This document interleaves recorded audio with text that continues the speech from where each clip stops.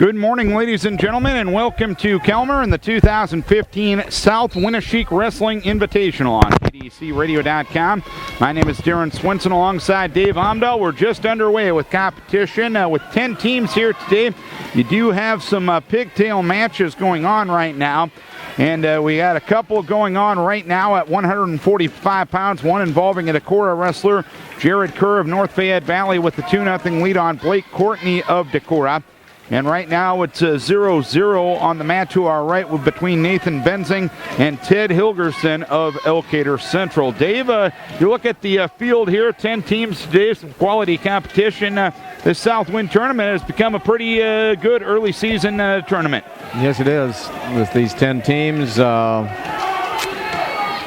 filling most of the brackets. There's a few here. I see 106 has 6 and 126 has 6. But some of the teams have 10, one at least 145. That's probably why they're out here now.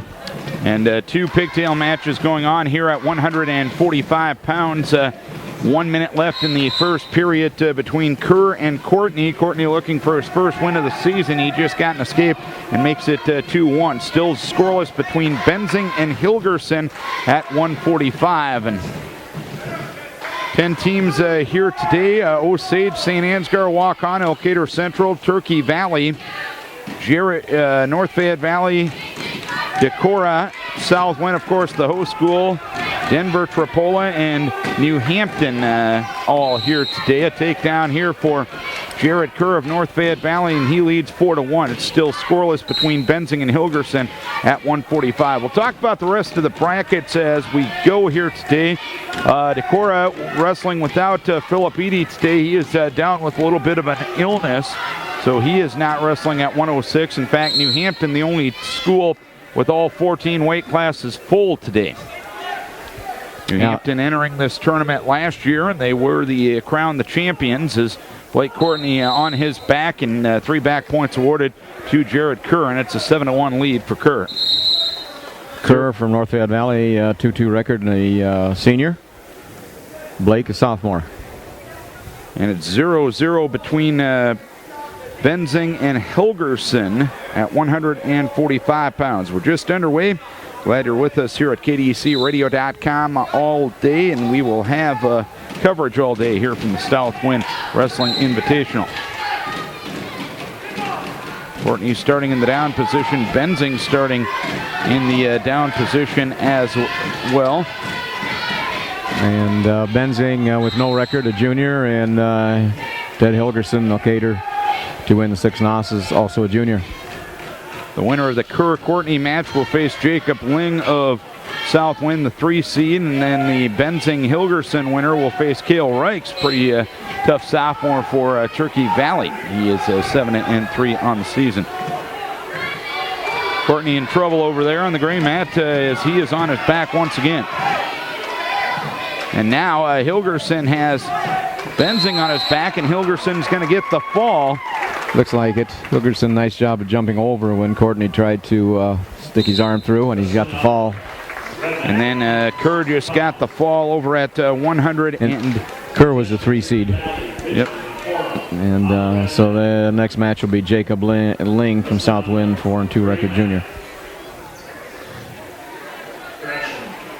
Okay.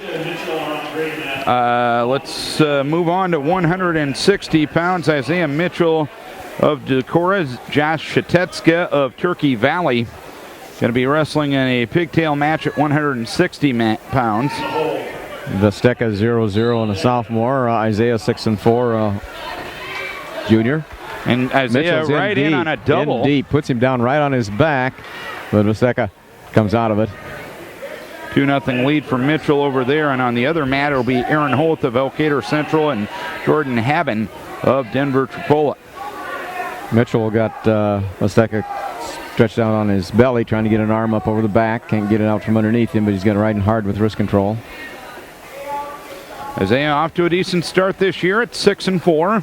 Had a 3rd place finish last Saturday at the Bob Murphy Invitational down at West Delaware after losing his first round match, wrestled all the way back to 3rd. Yeah, I see he scored next to the most points in the whole tournament.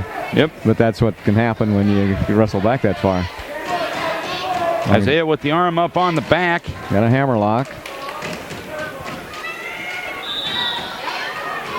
Like to reach under the arm here and tie the wrist up. He's got 55 seconds to work with. Hoth and Haben underway on the red mat to our right. Now he needs to put some chest pressure in. He's beginning to drive a second to his back. Now he's got back points.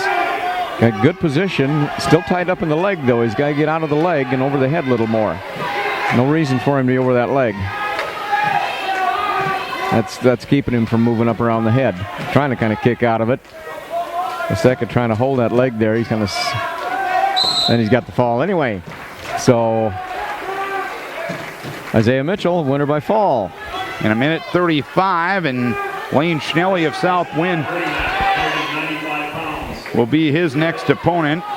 And over on the other mat right now, Hoth of Elkader Central has a lead of 2-0 on Jordan Haben of Denver Tripola. And we got another pigtail coming up here at 195. It'll be Kelby Reichs of Turkey Valley and Landon Behrens of Waukon. And now Hoth of Elkader Central has Haben on his back with 45 seconds left in the period. Haben able to belly out of there. 3 points awaiting for him. No, they haven't been awarded yet by Dennis Pagel, the official, because the hold is still in there. And a deep half here for Hoth on Haben. Hoth trying to pick up his second win of the season.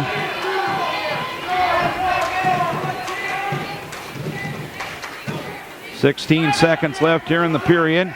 Now he's out a little bit more chest to chest. And there's the fall. And Hoth with the fall in a minute 52. Hoth of Elkader Central will take on Carter Furman of Waukon next. What weight? That's at 160 pounds 60. there, David.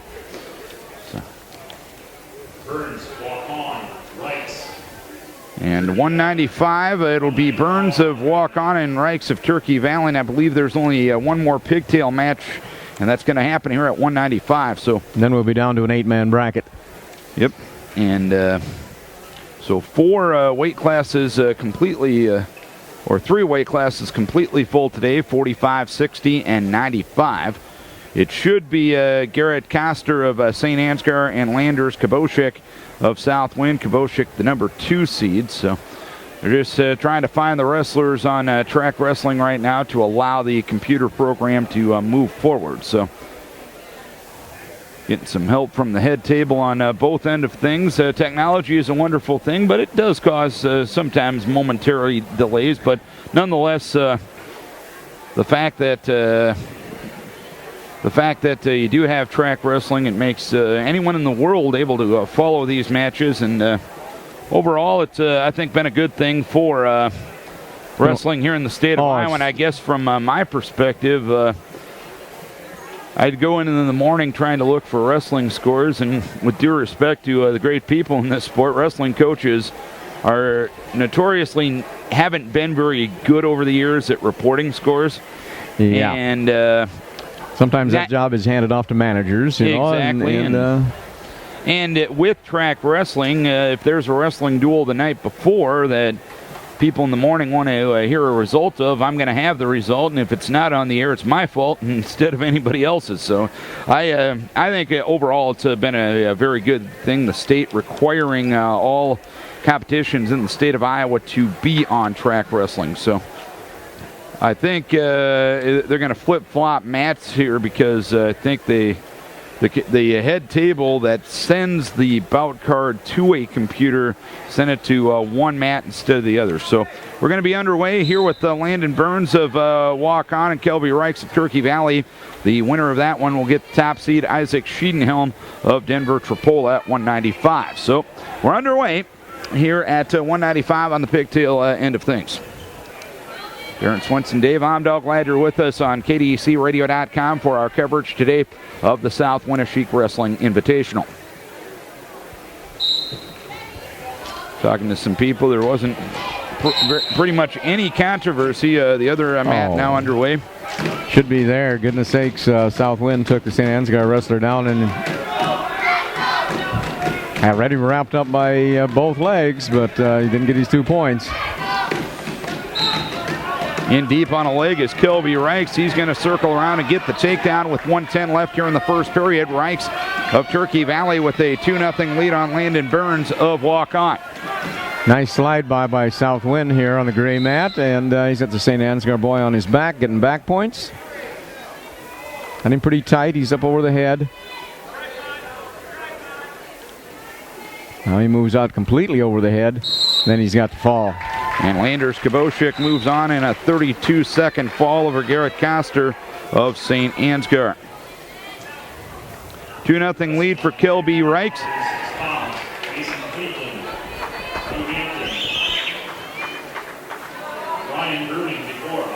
And we are now officially into the first round of competition. Mason Cleveland, a freshman from New Hampton, going to take on Brian Bruning of Decorah.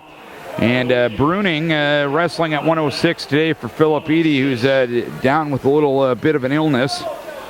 And Cleveland, of course, had a great match with Philip Eady on Thursday night in the duel against Decorah, and Cleveland ended up with a 6-5 victory. And now Reichs has Landon Behrens on his back, getting back points with 12 seconds left here in the period. He's out chest to chest now, and there's the fall. So Kelby Reichs of Turkey Valley gets a fall at 1:54 over Landon Behrens of Walk-On. So Reichs moves on to the round of 8, and he will take on Schiedenhelm. Mason Cleveland out to a early 2-0 lead on Bruning.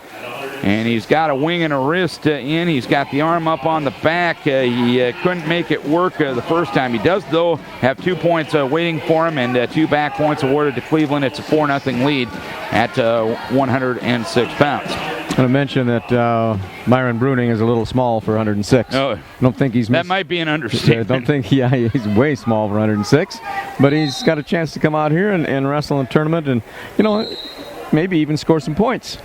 And an escape here for Bruning, and that makes it a 4-1 advantage. So the other matchup here at 106 pounds is now underway. Miles Hansmeyer of Walk-On the red mat, taking on Joe Jacobs of Osage. Hansmeyer, a freshman, at 3-4. Jacobs, a freshman, at 4-6. There's another takedown for Cleveland, and it's now 6-1. And he's getting back points. Bruning on his back once again. And there's the fall. Fall for Cleveland. Mason Cleveland with the fall in 1:06, so he moves on to the semifinals. He will take on Felicity Taylor of South Wind coming up next. A takedown here from Miles Hansmeyer at 106 for Walk-On. Hansmeyer taking on Joe Jacobs of Osage. And Hansmeyer leads it by a 2-0 margin.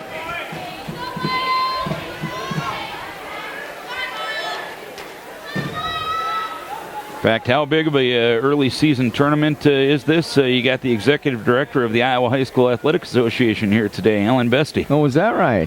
And he's also, in addition to being the executive director of the association, he's the guy that takes care of all the wrestling. Yep.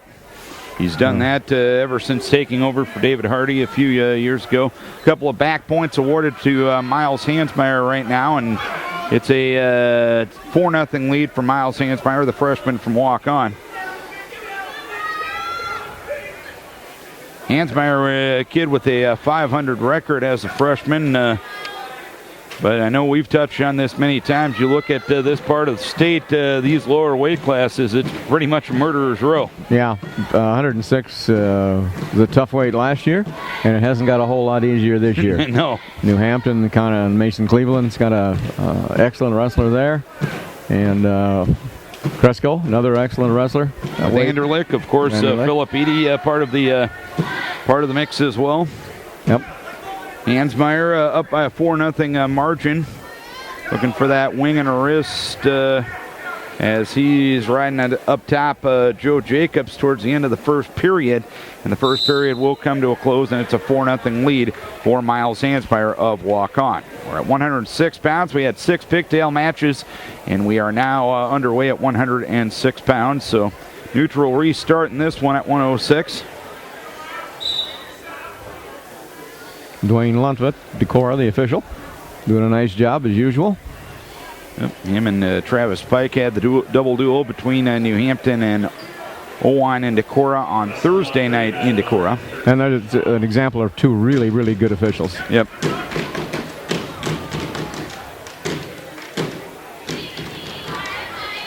We're very fortunate in Northeast Iowa up here. We have a lot of good officials. Yep. We seldom run into a poor one. And it's funny when you go to other parts of the state. It's not not as spoiled as we are up here. We are kind of spoiled here. Hansmeyer with a takedown to make it a 6-0 lead on Joe Jacobs, a 4-6 freshman for the Osage Green Devils. Brent Jennings, their coach. Mike Adams also in the corner. Of course, Mike, the brother of Decorah assistant coach Gene Adams.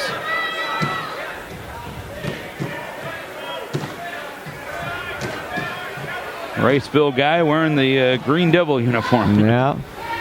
And, of course, Nick Heeman, a Osage guy coaching New Hampton. So. Yep. And a New Hampton guy coaching Decorah. Exactly. So Jeff Friedoff. It's all secular, of course. A lot of good coaches come out of Northeast Iowa.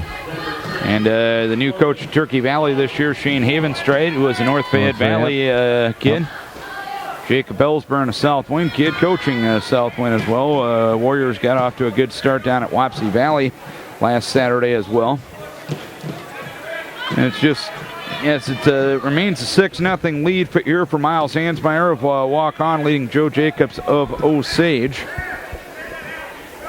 7 seconds left here in the second period. And I think we're going to be ready to go here at 113 pounds. Blake Steege, top seed for Denver Tripola, taking on Corbin Rowley, a sophomore for Decorah, 1-6. But that one win ended up being a big win against Owine in the duel the other night. Decorah was down 4. Rowley's match was the last match of the night, and he ended up getting a fall and getting the team of a victory. A good moment for him and for the squad. You bet. You bet. That's one of these things where, once upon a time that would have been the heavyweight would have had that load on his shoulders, but since they draw for the starting weight, came down 113 and Corbin rose to the occasion. His work cut out for him right now with Blake Steege of Denver Tripola. And Hansmeyer just got the fall on Joe Jacobs, so Miles Hansmeyer of walk-on onto the semifinals at 106. He will take on Sam Platt of Denver Tripola. So we're underway here at 113. Blake Steege of Denver Tripola, a sophomore at 7-2. Corbin Rowley, a sophomore with a record of 1-6. Steege right in on a leg of Rowley, and they rule him out of bounds before the takedown completed. Leg went out on the part of Steege. 14 seconds into the period, scoreless between Decorah and Denver Tripola. Steege to a leg once again on Rowley, and this time he'll get the takedown inbounds. Head inside single. 2-0 lead now he's got a leg, and he'd get back points if Corbin wasn't out of bounds. But Steege doing a pretty good job of trying to pull him back in, but official says, you're both out. Dennis Pagel, the official, along with Dave Litterer. Pagel from New Hampton, Litterer from Waverly, and Dwayne Lundfit from Decorah. The three people a part of the officiating crew here today. Corbin tried to stand up. Steege running back to the mat, got him pretty well stretched out now. Steege cross-face and a near leg to take Corbin to his back. Now he moves out around the head, got the arm tied up across the chest. And now he's got to lift his head. He can't get the arm behind his head. Corbin doing a nice job of bridging, really bridging hard, but Steege gets the fall. And a minute 1, so he'll move on to the semifinals. He'll take on the winner of Shelby Blake of Osage and Gunnar Rogers of North Fayette Valley. I think part of the issue that they're having right now is the Wi-Fi is not allowing them to send the signal to the mats right now. With everything done electronically right now. We never used to have any Wi-Fi trouble. You didn't know how to spell Wi-Fi when you started in wrestling. Yeah. Wrestling or coaching, either one. Exactly, or overall life. There you go. Well, Okay, here we go with Shelby Blake of Osage, 1-8, a freshman. Gunnar Rogers of North Fayette Valley, 2-2, a freshman. And here we go. So, see Kenny Makota down there taking care of a few things. The assistant coach here at Southwind, longtime head coach here at Southwind as well. He ran the seating meetings this morning. One of the many really, really good people in this business. Yes, yes. So, no score yet here between Rogers and Blake. Rogers has the head locked up and a takedown, and he's getting back points on Shelby Blake, and he gets the fall in 24 seconds. Simple headlock got it done for Gunnar Rogers of North Fayette Valley.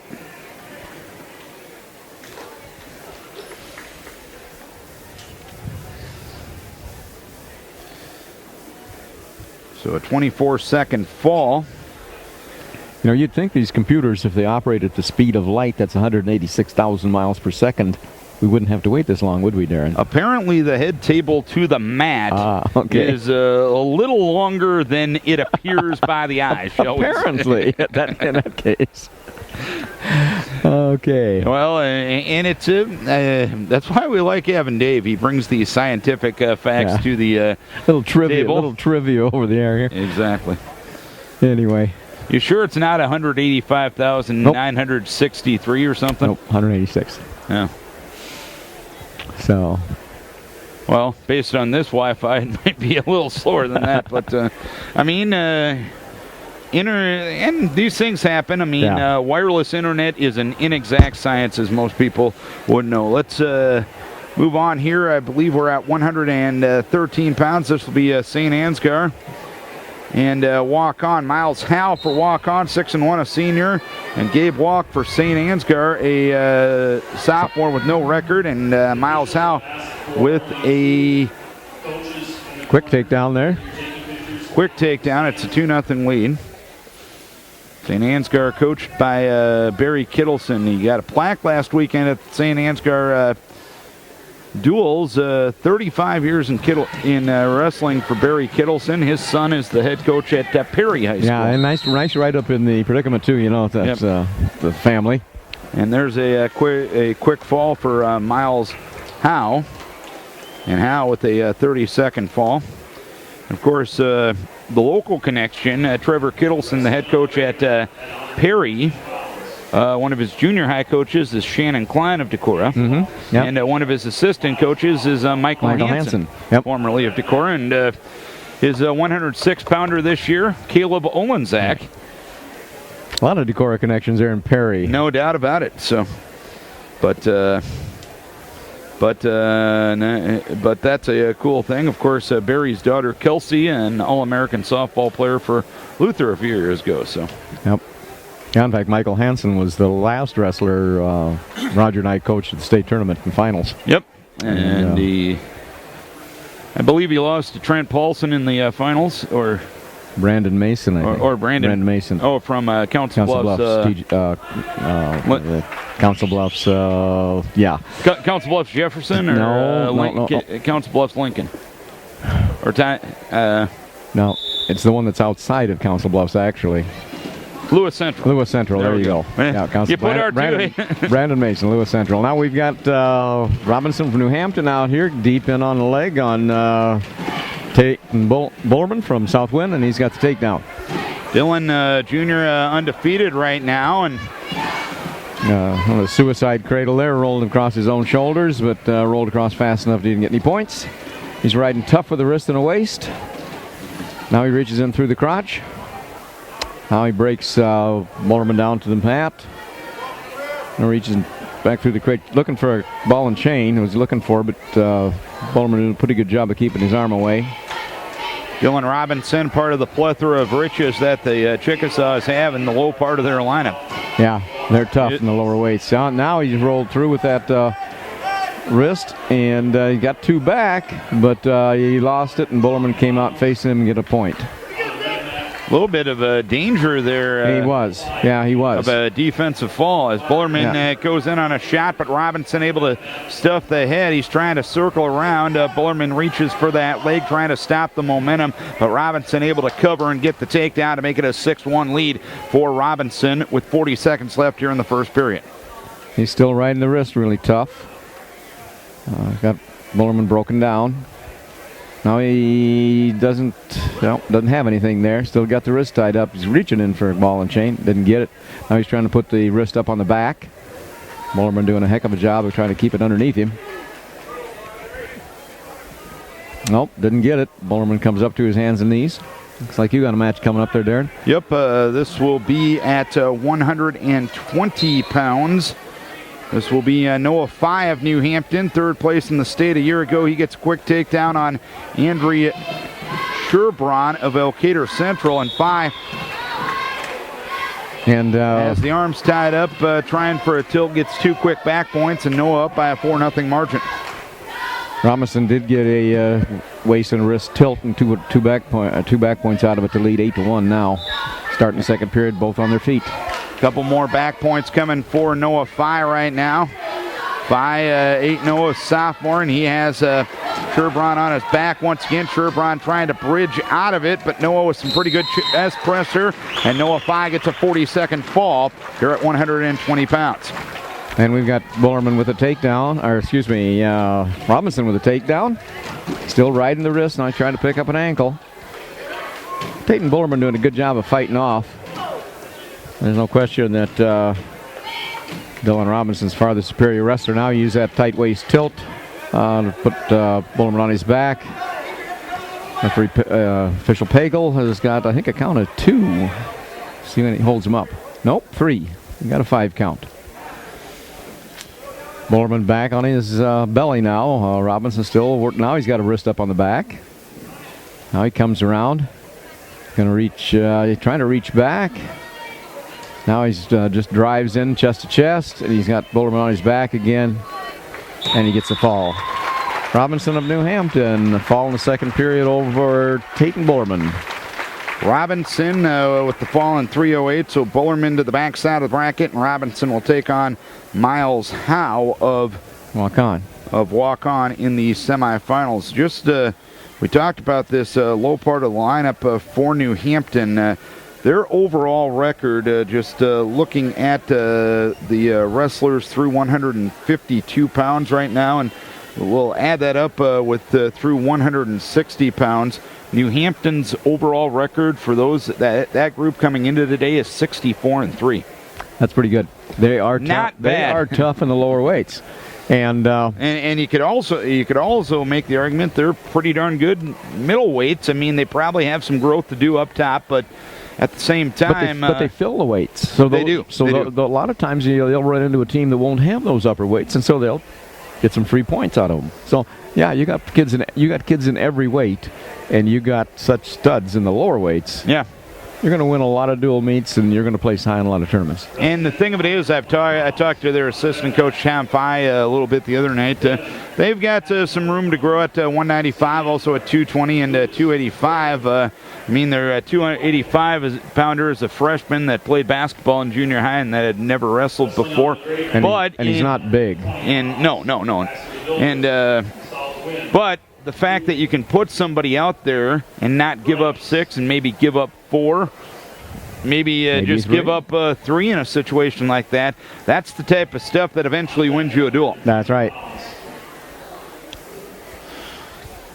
So let's head to 120? 120-pound weight class. This will be Lucas Weigel of Osage and Devin Hackenmiller of St. Ansgar on the red mat. And over on your mat, Dave, it'll be Paxton DeVilvis of Southwind and Luke Reichs of North Fayette Valley. So here we go. Paxton DeVilvis, 3-2 and a sophomore, and Luke Reichs, 0-2 from North Fayette Valley, a junior. Somebody said, when I see the name Reichs, it's hard to say anything but Turkey Valley. Exactly. But no, he's North Fayette boy. North Fayette Valley.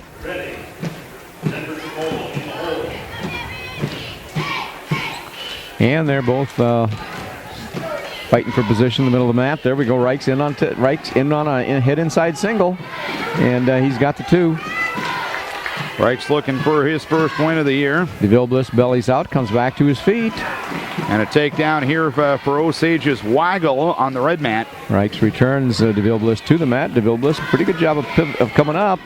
Reichs tries to roll him through. DeVille Bliss has good position on top. Now he's got a half in on Reichs. He's got to get out of the leg. He's got to get out of that leg, move around. He's got a half in deep. Now he lets go of the half and comes back parallel on top. Tries to control a wrist. Paxton DeVille Bliss isn't going to make this as easy as maybe it looked like in the first few seconds.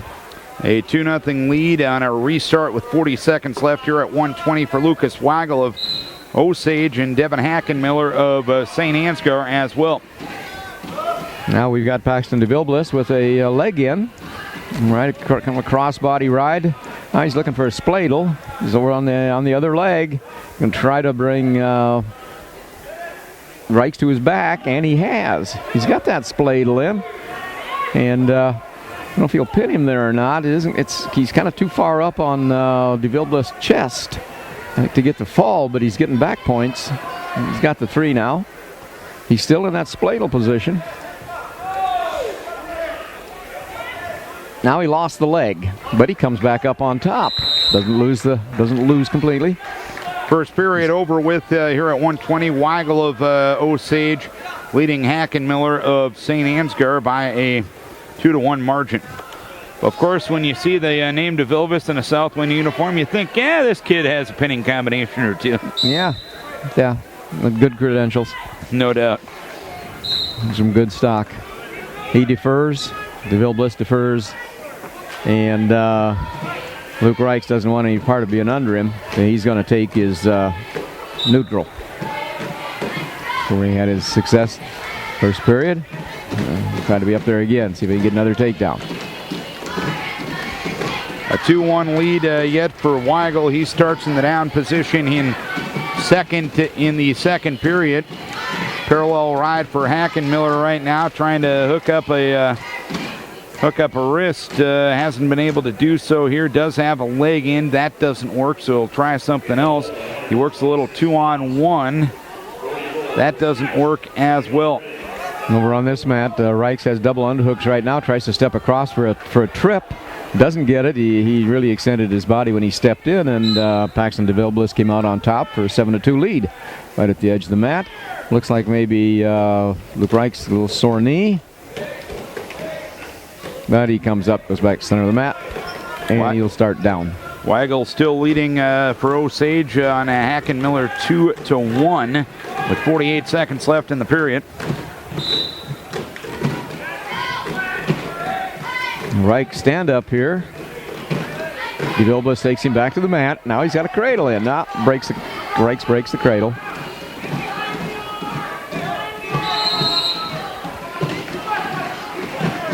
DeVille Bliss riding tough on top.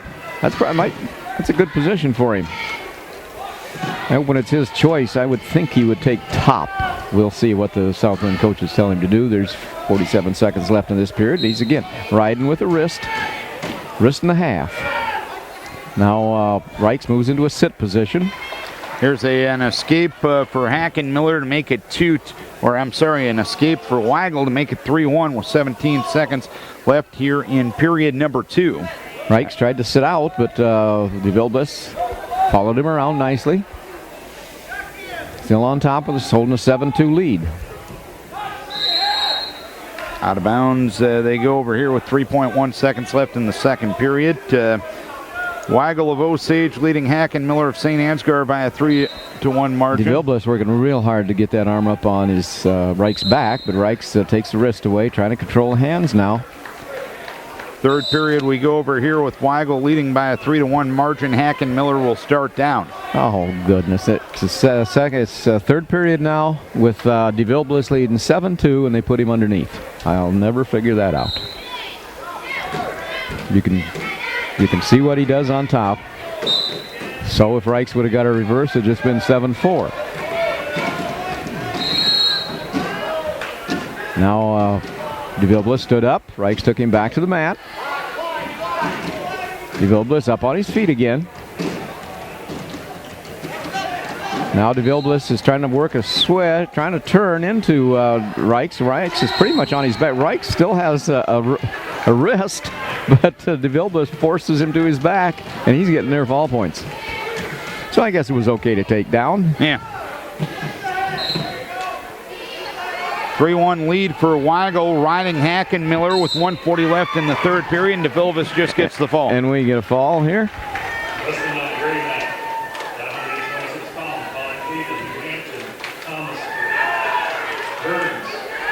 The third period with about a minute and a half left. 4:32, the official time for that one. So Hackenmiller still in the down position, trailing Weigel of Osage. The winner of this one will get Noah Phi in the semifinals this afternoon. 1:10 left in the third period. Weigel still leading by a 3-1 margin. And it looks like you got a matchup at 26 there. 26 here, yeah. It's Connor Cleveland, 8-0 senior from New Hampton, number 1 seed against Thomas Burns. Walk on, no record of freshman. And Cleveland locked up high and took Burns right to his back, getting back points now. 43 seconds left in the third over here at 1:20. Weigel of Osage still leading Hackenmiller by a 3-1 margin. And over here, Connor Cleveland gives Burns 1-point escape on the restart. And so it's 4-1, and we're neutral. Burns makes a little half shot there, but Cleveland ties up the head, comes around behind, he's over the leg now for 2 points. Now he's up on the chest, and he's getting back points. Now he's going to try to hook both legs in there, and he's got the fall. 51-second fall for Connor Cleveland, and now Weigel has Hackenmiller on his back with 17 seconds left here in the third period. Weigel with a 3-1 lead. He has at least 3 back points. Can he finish with some bonus team points? And he does, as Weigel ends up getting a fall in 5:53 over Hackenmiller of St. Ansgar. So he will move on to the semifinals to face Noah Phi later on this afternoon.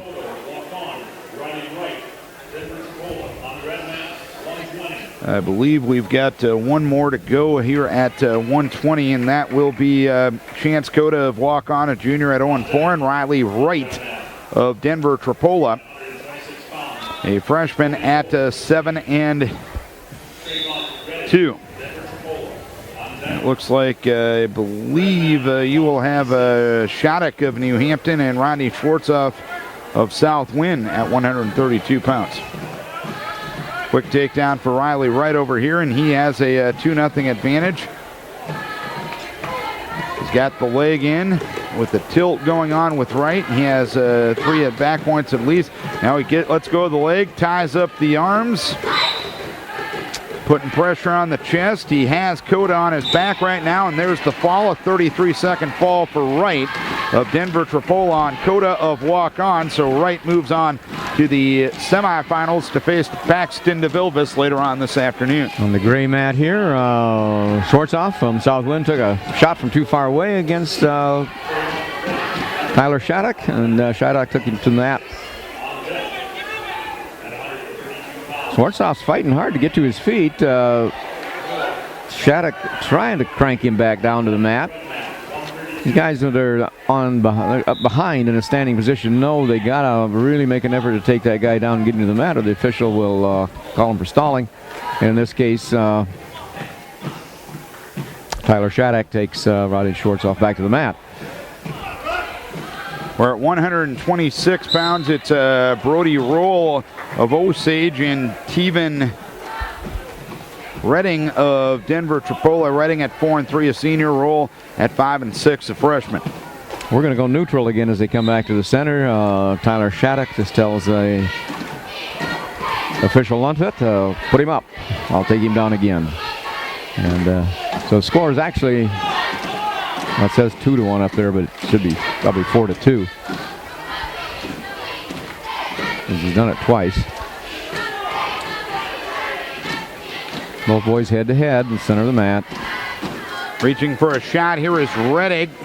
Give it a stuff the head is a roll, and they go out of bounds. 59 seconds left here in the first period. No score. I'll give Shortstop, a sophomore with a 2-4 record, a lot of credit. He's battling out here. But Tyler Shattuck, undefeated senior, in on a leg again, but there's only 17 seconds left. Reading a takedown for Denver Trapolo over here over roll of Osage. Reading takes a 2-0 lead with 43 seconds left in the period. Again, Shattuck in after a shot now, but Shortstop doing a nice job of controlling the arm and stuffing Shattuck's head to the mat, so gets no points.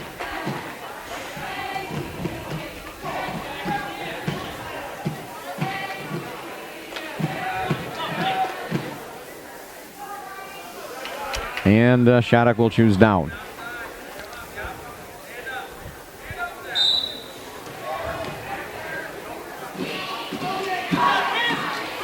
And Shattuck's attempting a stand-up. Shortstop doing a pretty good job of tying the arms up. He's got cross wrist ride. Now Shattuck gets his wrist loose. Hard crossface by Shortstop. Shortstop riding on top now. Start of the second period over here. Reading of Denver Trapolo with a 4-2 lead, but a quick reversal for Brody Roll, who rolled through and got his 2.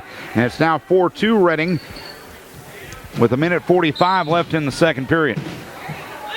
Here we've got Shattuck coming to his feet. Good lift by Shortstop. Brings his back to the mat.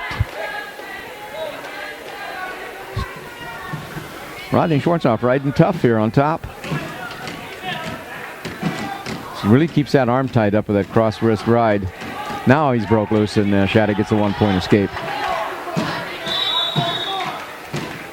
Roll still on top as they head back to the center. 1:23 left in the second period. A 4-2 lead for Reading, the number 2 seed for Denver Trapolo. And we had a little shot there by Shattuck. Really about the first shot I think he's made. The Shortstop has actually been the aggressor here. And pushing Shattuck toward the edge of the mat now. Trying to work inside. That makes a shot from too far away though. Too far away, and Shattuck sprawls nicely. But Shattuck tried to keep his knees moving. But stopped by an underhook here out of bounds. And they'll come back to the center.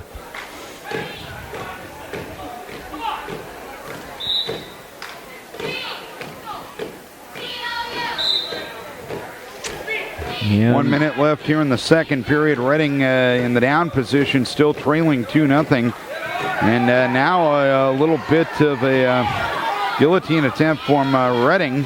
We have another shot by Shortstop. Shattuck trying to get around behind. He's got an ankle now. But Shortstop blocks with the arm until they go out of bounds, and they're coming back neutral position.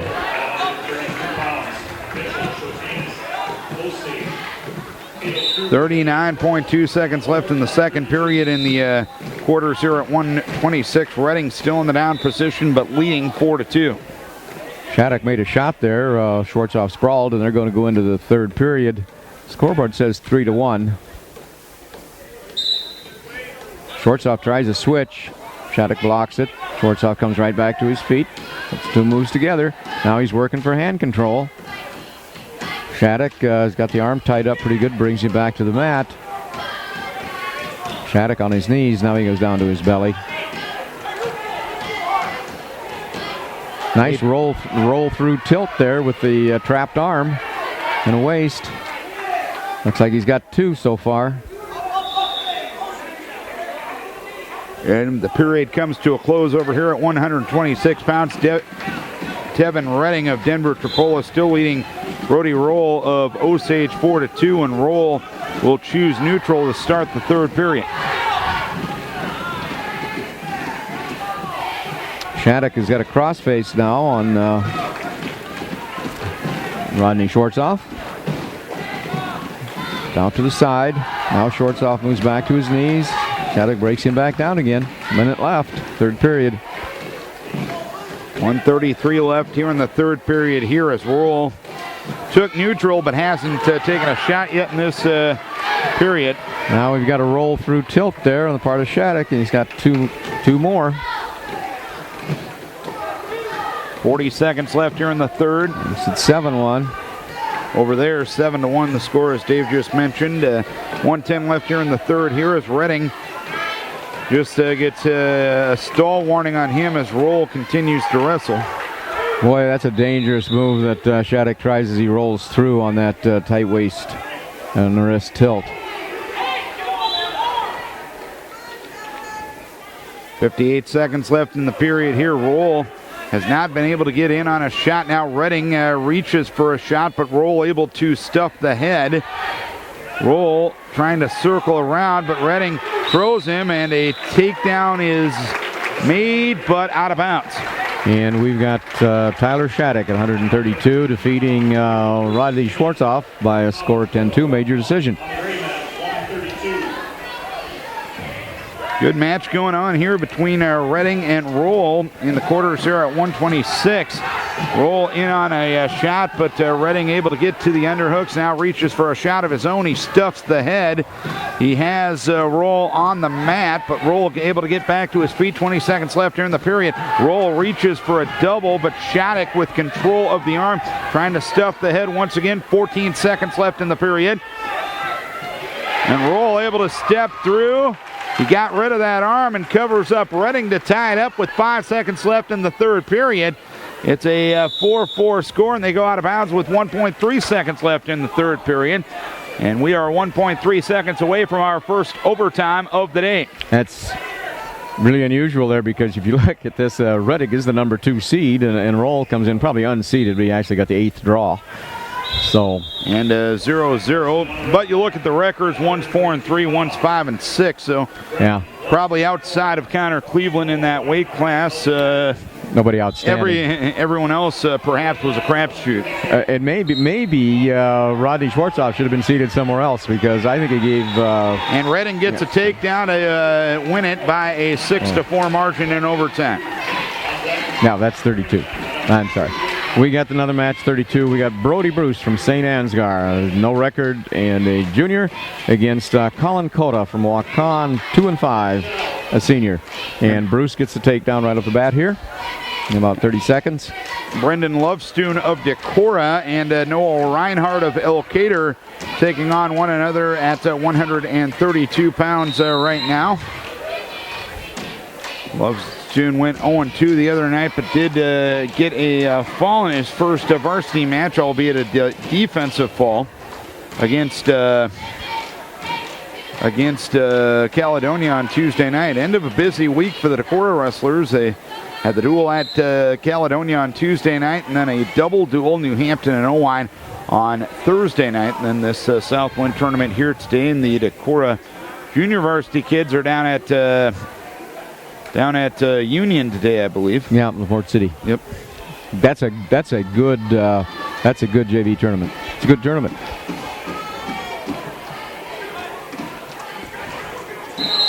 We're still waiting for the match to start over here on the red mat. And we're wrestling here at 132 pounds. We had 6 pigtail matches. We're about 50 minutes into the day here at the Southwind Wrestling Invitation. Well, glad you're with us at KDECradio.com. Lovestoon will be in the green leg band, and Reinhardt for Elkader in the red leg band. Lovestoon 1-2, and Reinhardt 0-3.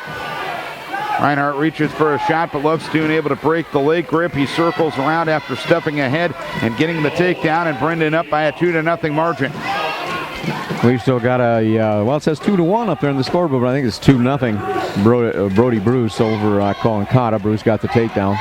Reinhardt able to get to his feet, and he gets into a leg of Lovestoon, but carries him out of bounds, and 1:33 left here in the first period. Reinhardt will start in the down position as Lovestoon leads it by a 2-0 margin.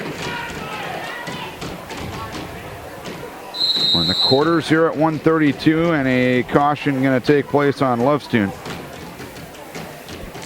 And the first period comes to an end, and Brody Bruce defers. And Colin Cotta's going up. He's been down underneath him long enough. It still shows the score 2-1, but I don't know how. Oh yeah, 2-1. There was a technical violation there. Brody Bruce did lock hands during the middle of the match. So 2-1 is the correct score. Lovestoon trying to get a wrist up on the back. Reinhardt not letting him do it. Lovestoon, though, working pretty well off to the side. Now has control of that elbow. Reinhardt getting back to a base, but Lovestoon chops him back down with 1 minute left here in the first period. And we had a situation here where Bruce on the bottom, he made kind of a bad attempt at a switch, but he just powered Cotta over for 2 points, so he's 4-1 now. Nice reversal there by Brody Bruce. Not too much technique in it, but a lot of power. 42 seconds left here in the first period. Lovestoon still leading 2-0, working pretty hard up top. Now has control of the shoulder, steps over, has Reinhardt on his back. Reinhardt wasn't enough pressure though. Reinhardt able to escape. Lovestoon gets 2 back points, and now Lovestoon has Reinhardt on his back once again, and the fall is awarded. So Brendan Lovestoon with a fall in 1:40 over Reinhardt of Elkader Central, and Lovestoon will take on Tyler Shattuck of New Hampton in the semifinals at 132 pounds. And we've got a 4-1 score here. Brody Bruce over Colin Cotta. Cotta got a stall warning on the bottom. I'm not sure that was warranted. Bruce doing a good job of controlling the wrist, but Bruce was way out to the side, so this official litter said, Cotta, you need to work harder. And I guess if I was walk-on coaches, I'd kind of agree with him. You got to work harder when you're down on the bottom. Sometimes these stalling calls the officials give are just what the coach wants. He's got a wrestler that isn't moving. Underway here at the quarters at 132. Cale Kruger of Denver Tripola, freshman at 4-0, is taking on Mitchell Shotanis of Osage. Got Cotta to his feet, but Bruce takes him backwards to the mat. Not a very good job either. Cotta had a kind of a chance there to turn in if he used a little more power and catch Bruce, but didn't happen. Bruce is on top now, parallel over the hips, riding one wrist, trying to get the other one. And the period comes to an end, 4-1.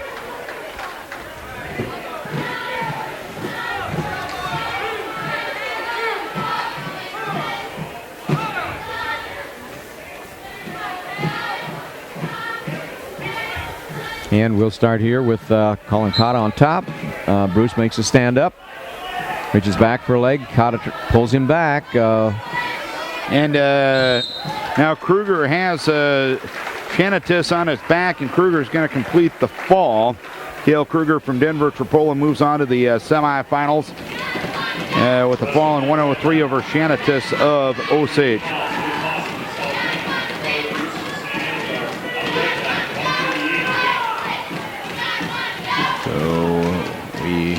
Close to completing the 132-pound bracket now. And it looks like Southwind will be up here at 138 pounds. I believe it's Cutter Bruce of St. Ansgar and Luke Mossman of Southwind. We got Brody Bruce standing up. Colin Cotta locked in behind, but he didn't take him down quite fast enough. Gets a stalling call. So we got another point for Brody Bruce.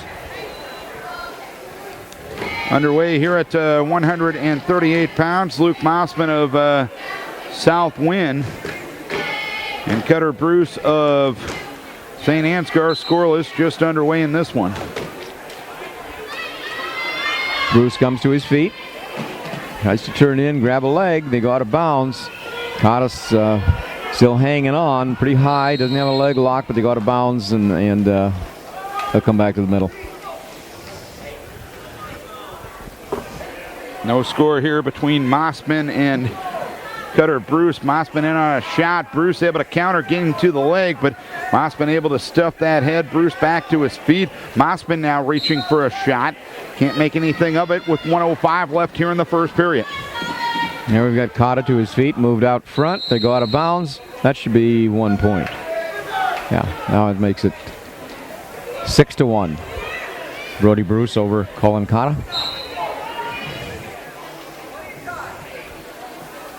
40 seconds left. Our last match at 132 pounds. And Bruce trying to set up a matchup with the 2 seed Kruger from Denver Tripola.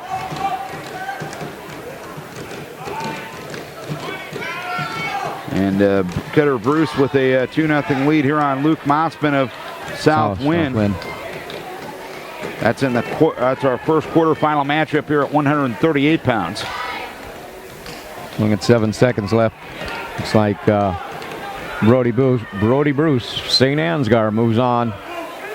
Last match here to fill out the quarterfinals. And Mospin here with the reversal, or with the reversal at the last second to make it 4-2 at 138 pounds. Cutter Bruce of St. Ansgar leading Mospin of Southwind, and Mospin will start in the down position in the second period. We wrestle at 138 here at the Southwind Wrestling Invitational today. Glad you're with us at KDECradio.com. Darren Swenson and Dave Omdahl. And a locked hands violation is going to be hit by Bruce on Bruce right now, with 1:45 left here in the period. And we've got Keaton Geertz from New Hampton, 7-1, and a junior against Blake Rochlow of Elkader. No record in this junior also. Technical violation on Bruce of Cutter Bruce of St. Ansgar. So a penalty point awarded to Mospin to make it 4-3 Bruce. We got a real nice move by Geertz. He snapped the back of Rochlow's head so hard that Rochlow went right down to his knees. They go out of bounds. Geertz lets him up, come back to the center, and Geertz ankle picks him. And Geertz right now leads 4-1. A lot of action here. Keaton Geertz is really getting after it. Trying to put Rochlow Elkader's arm up on his back. And Geertz ended up getting that number 1 seed today. He took care of business pinning Devin Stortz of Decorah in the duel on Friday night. Or on Thursday night. Yeah, and Devin Stortz a pretty darn good wrestler. Keaton Geertz now gets the arm up on the back, drives across, got his chest, drove his chest in. He's got back points. Rochlow rolled through though. And we got 2 back and 1 escape for Rochlow. Makes it 6-2. And now a 5-4 lead after a takedown by Mospin. Mospin, a junior at 4-1. Bruce, no record yet. He is a senior. Mospin has 30 seconds left here in the period. Bruce trying to get to his feet. Mospin still with control of the legs. Mospin gets to a double leg, has a leg lift, and he'll throw Bruce out of bounds with 22 seconds left here in the second period. Mospin now leading 5-4. Geertz did a great job of grabbing Rochlow's neck and tried to snap him down. It didn't work, so he just kept a hold of the neck and threw him backwards to the back, and he got the fall. I tell kids that when you grab a hold of the back of that guy's neck, you're not dancing with him, it's to move him around, and I'll tell you, Keaton Geertz did that as well as I've seen any high school wrestler ever do it. So Geertz moves on to the semis here at 138 pounds. Mospin still with 5, and now an escape for Bruce makes it 5-5 at the end of the second period.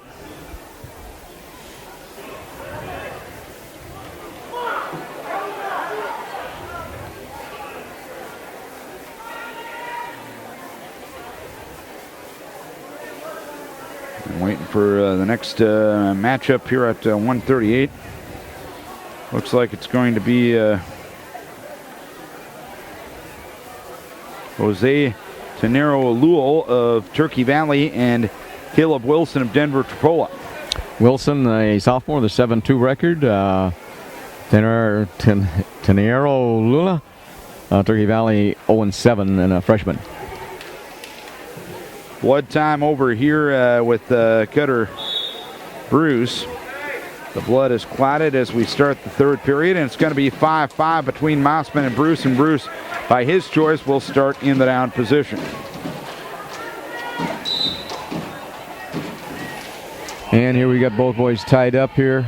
Lula from Turkey Valley. Now Wilson goes in on the legs, picks him up, takes him to the mat. Now he's riding with the leg in, reaching across, get far arm, trying to put it behind his head, go to a guillotine. Lula doing a pretty good job of trying to keep that arm free, but still got it. Now Wilson lets go of it. Still got the leg in deep. Figure 4 around the leg. Now he brings the hips over the figure 4, comes around the head with the arm, and he's getting back points. Mossman still riding on top and has a 5-5 advantage. And Wilson gets the fall. 46 seconds over Jose Tenero Lul.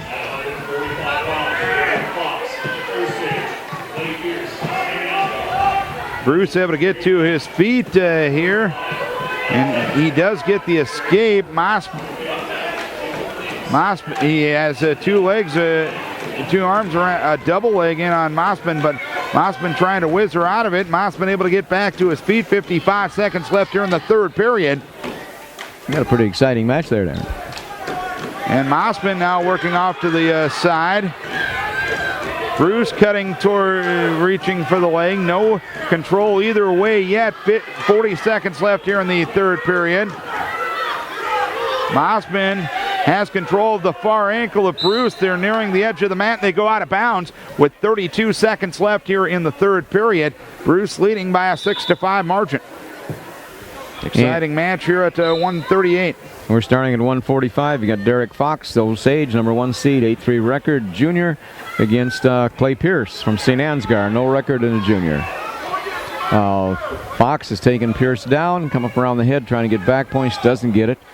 17 seconds left here in the period as Mossman steps over, has control of the leg of Bruce, and Mossman gets the takedown and now has Bruce on his back, but Bruce able to get out of the pinning combination.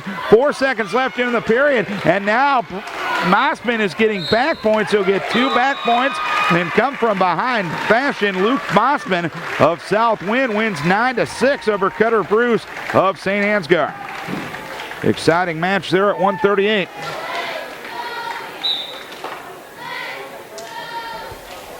And we've got Derek Fox controlling Clay Pierce pretty well on top, trying to stuff the head down.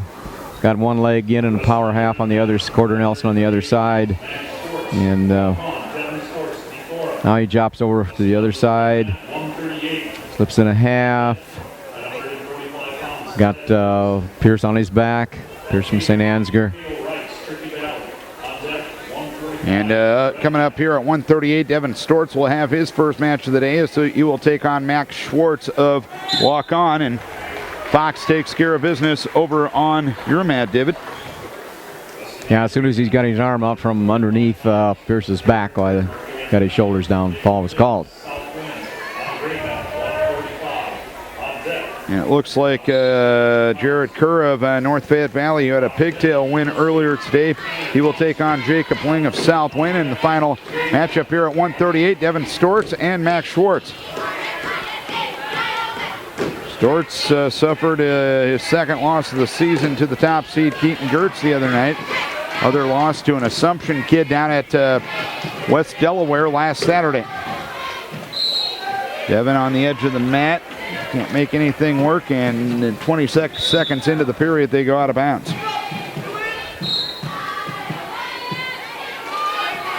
And over on this mat, we've got,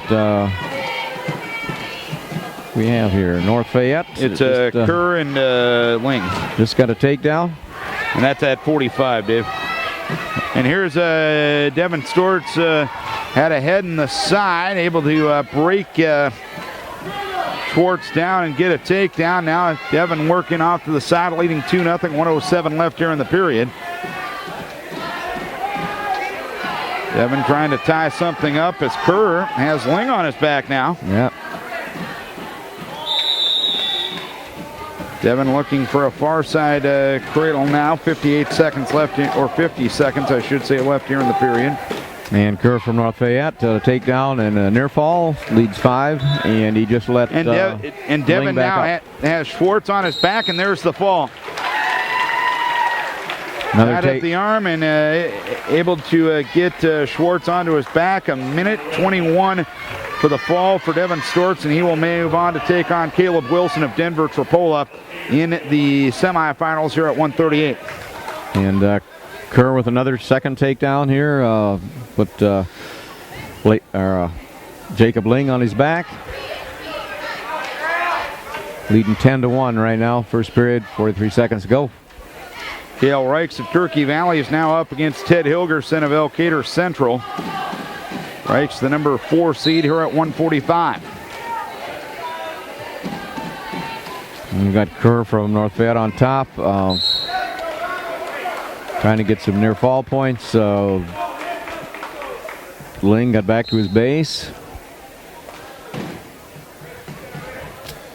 No score here between Reichs and Hilgerson. Reichs able to get to a leg.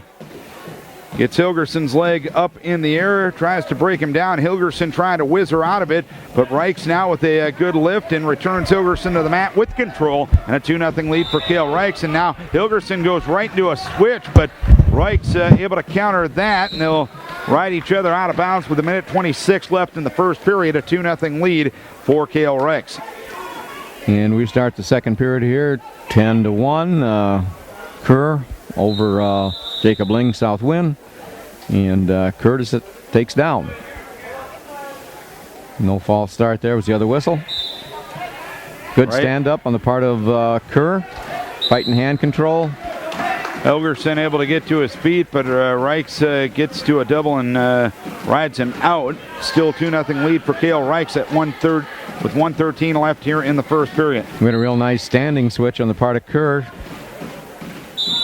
They get the reversal, and as he went to the mat, he slipped in a half and put Ling on his back. And Hilgerson with an escape. Now Reichs down to his ankles. And Cale is going to cover both the ankles and pull him back in and get a takedown. Cale leads it by a 4-1 margin with 50 seconds left here in the first period. We've got a 15-2 score right now. He let Ling up to start on the restart. He's got Ling by the legs and takes Ling right to the mat. And that'll be the end of it, 17-2. That happening in 2 minutes, 34 seconds as Hilgerson able to get to his feet, but Reichs takes him back down out of bounds. 46 seconds left in the period. And Cale Reichs leads by a 4-1 margin. Reichs is going to let him up before the restart. 46 seconds left in the period. Cale Reichs, 7-3 kid at the number 10 seed, reaching for a shot is Hilgerson. Reichs able to control the arms. Hilgerson on the side of the mat with no control, since Reichs is still in control of the arms right now. And they go out of bounds with 27 seconds left in the first period. Reichs still leading by a 4-1 margin. Neutral restart. We're going to start 152 pounds over here on the gray mat, and it'll be Brock Jennings, Osage, 9-1 junior against Tanner Tollisrud, south wind, 2-3, a sophomore. Hilgerson with a takedown on Reichs to make it 4-4. 10 seconds left in the period now. Jennings, the top seed. Hilgerson with control, and Reichs remains down as they go out of bounds with 1.3 seconds left in the period. Cale and Hilgerson tied at 4-4. There must have been a penalty point involved somewhere there. Nice takedown by Jennings, and I put a leg in. Now he moved up around he turned the hips. Now he's up around up around the neck with the arm. It'll be Hilgerson's choice. He'll start the second period in the down position. Tanner Tollisrud still on his back. Give these Southwind kids a lot of credit, though. Tollisrud run right out at the beginning of the match. Hilgerson with a nice switch, and he leads Reichs by a 6-4 margin now as he gets the reversal. Cale able to get to his feet, but Hilgerson still in control of the leg as they go out of bounds with 1:47 left here in the second period. Tollisrud still controlling, hanging on to Jennings' leg. Jennings trying to lock up a cradle now on the near side. He's got 3 back. That makes it 5-0 score. Jennings over Tollisrud. Now on deep shot on the head outside single. Moves to a double. Takes Tollersrud back to the mat. Tollersrud did get an escape in there. I'm not sure why to give it, but Reichs able to get a reversal here, and Cale Reichs will restart in the top position with 1:24 left in the period at 6-6 between Reichs and Hilgerson. Hilgerson able to get to his feet. Reichs still in control, but now Cale lets him go for an escape. Hilgerson makes it 7-6. And Jennings locked up the cradle and turned to put Tanner Tollersrud to his back for the fall. And Hilgerson will get a takedown on the side of the mat. He had Reichs throwing, but Reichs was fully out of bounds on the completion of the throw. So Hilgerson now leads 9-6 with 1:03 left in the second period. And over here also at 152, I'll have, looks like Connor Vogt, the third seed, 5'4" record junior from Denver Tripola against Dayton Smith, St. Ansgar. No record in a sophomore. 58 seconds left here in the second period. Reichs trailing 9-6 in the down position.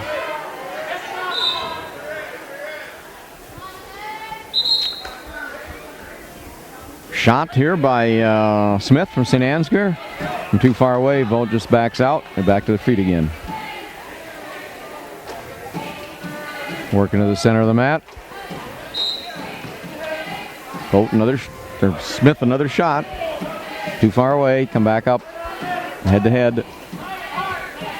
Smith trying to control the arms, tries to head outside single. Vogt does a good job of sprawling. It's a hard sprawl. Vogt is still coming. Cale Reichs with a reversal, and now has Hilgerson on his back with 17 seconds left in the period. And we've got an upper body scramble here on the gray mat, and Connor Vogt has taken Dayton Smith to his back. And Cale getting back points right now with 5 seconds left in the period. 3 seconds, 2 seconds left, 1 second left. Reichs won't be able to complete the fall, but a 5-point reversal and near fall, and Cale Reichs will go to the third, leading 11-9.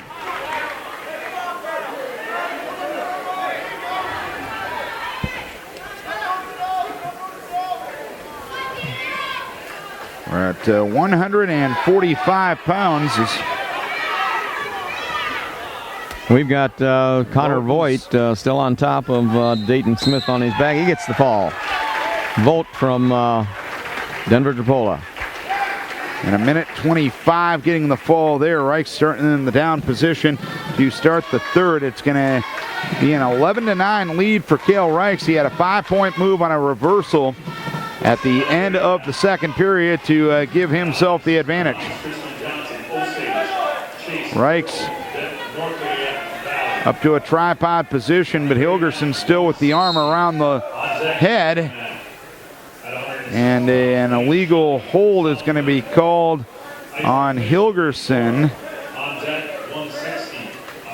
And Reichs is going to take a 12-9 lead.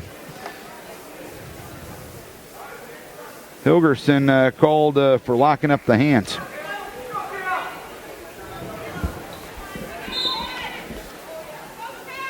Looks like we've moved to 160 on the gray mat here. We've got Tristan Johnson from Osage, 10-0 senior against Jace Burrow, no record sophomore from North Fayette Valley. Reichs able to get to his feet, reaching back for the head of Hilgerson. Reichs stepping through and getting a reversal on the edge of the mat, and Cale Reichs takes a 14-9 lead on Hilgerson.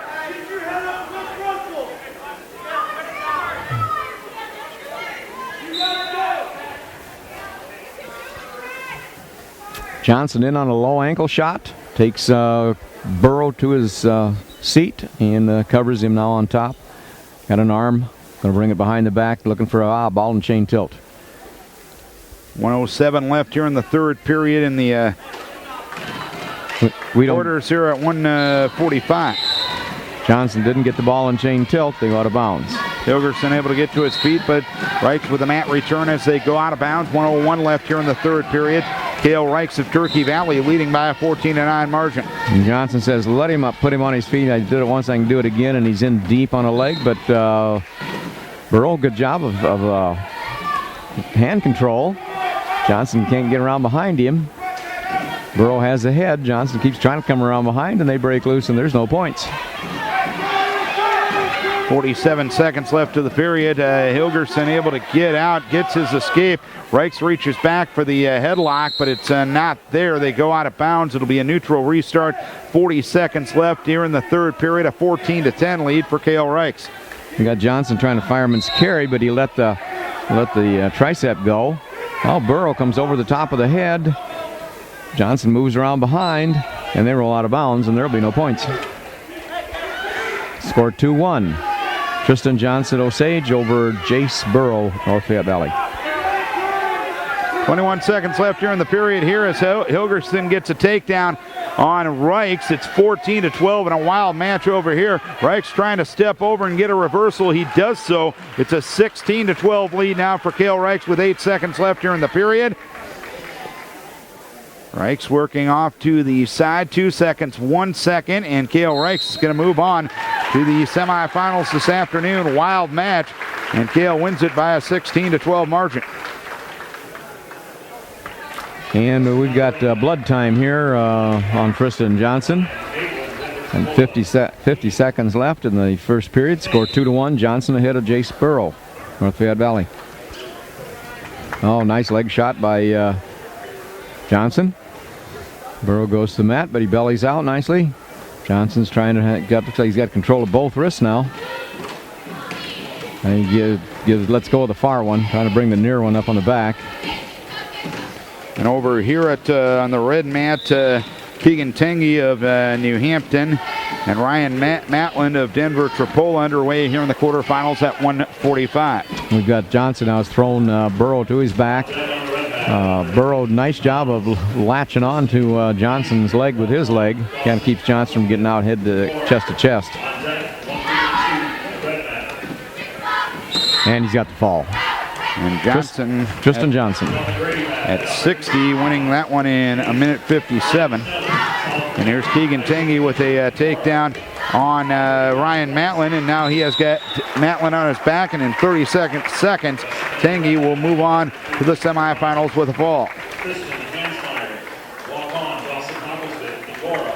On the red mat, 152 on deck at 152 pounds. Weston Vance, North Fayette Valley.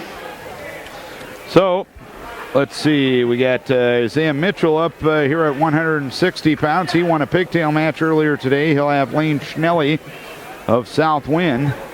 And over on my mat here, it'll be Dawson Hockelsvik of Decorah. And Tristan Hansmeyer of Walk On. Schnelly 4-1, a junior. Mitchell 6-4, also a junior. So a couple of Decorah kids on the mat right now. See if we can get through these quarterfinal rounds. In on a leg is Isaiah Mitchell, but he drops to his hip. And Schnelly takes advantage of that, covers nicely, takes Mitchell to his back. Mitchell, nice job of rolling through. Now Mitchell rolls him through to Schnelly to his back. Mitchell got a tight headlock on Schnelly right now. Needs to sit through with that lower leg. He's got the fall. Great job by Isaiah Mitchell. Got himself out of position, but he kept his head rolled through and come back with the fall. So Isaiah Mitchell moves to the semifinals. And just so much confidence out of Isaiah this year. Just you can tell he's a lot more improved. He's more sure of himself out on the mat, because years past he gets in that situation when he's on his back. He'd have been pinned, but he rolls through, gets the pin there, and it's a victory for Isaiah Mitchell. He moves on to the semifinals later on this afternoon. Blood time here for Dawson Hockelsvik as he leads it by a 2-0 margin here at 152 pounds. Would have been real easy for him to just lay on his back. Yep. And and just give it up. But he fought through that pinning position and took Schnelly to his back and pinned him. So the blood taken care of for Dawson Hockelsvik, and he will restart in the top position, leading Tristan Hansmeyer by a 2-0 margin. We're going to 170 on the gray mat here, and we're going to have Justin Woods, the top seed from Osage, 7-1, a senior, against Carter Reichs, freshman 0-3 record from Turkey Valley. And Dawson Hocklesvik will let up Hansmeyer before the restart, and I believe it's going to be a 2-1 lead for Hocklesvik with 1:08 left here in the first period, as some of the blood cleanup still happening on the mat right now. We got a deep shot by Woods from a little too far away, but he keeps his knees moving, comes up, and not only takes Carter Reichs down, but to his back and pins him. Yeah, early in the first period. 16 seconds. That's 16 the quickest seconds, that's fall pretty of early. the day thus far. So Woods of Osage moving on. Dawson Hocklesvik reaching for a shot. Now reaching for the leg is Hansmeyer. They're on the side of the mat, and they go out of bounds with 56 seconds left here in the period. Hocklesvik leading by a 2-1 margin. And now some blood for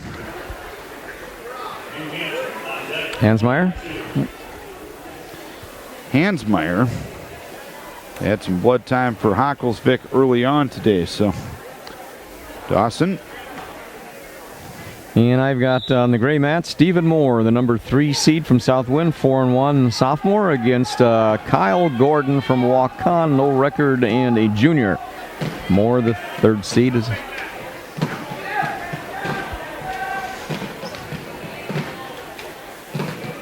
Hansmeyer reaching for a shot, stuffing the head of Hocklesvik. He's in on the underhooks right now. Dawson reaching for the leg. Dawson able to escape that grip, and they break away with 28 seconds left in the period. Dawson up by a 2-1 margin.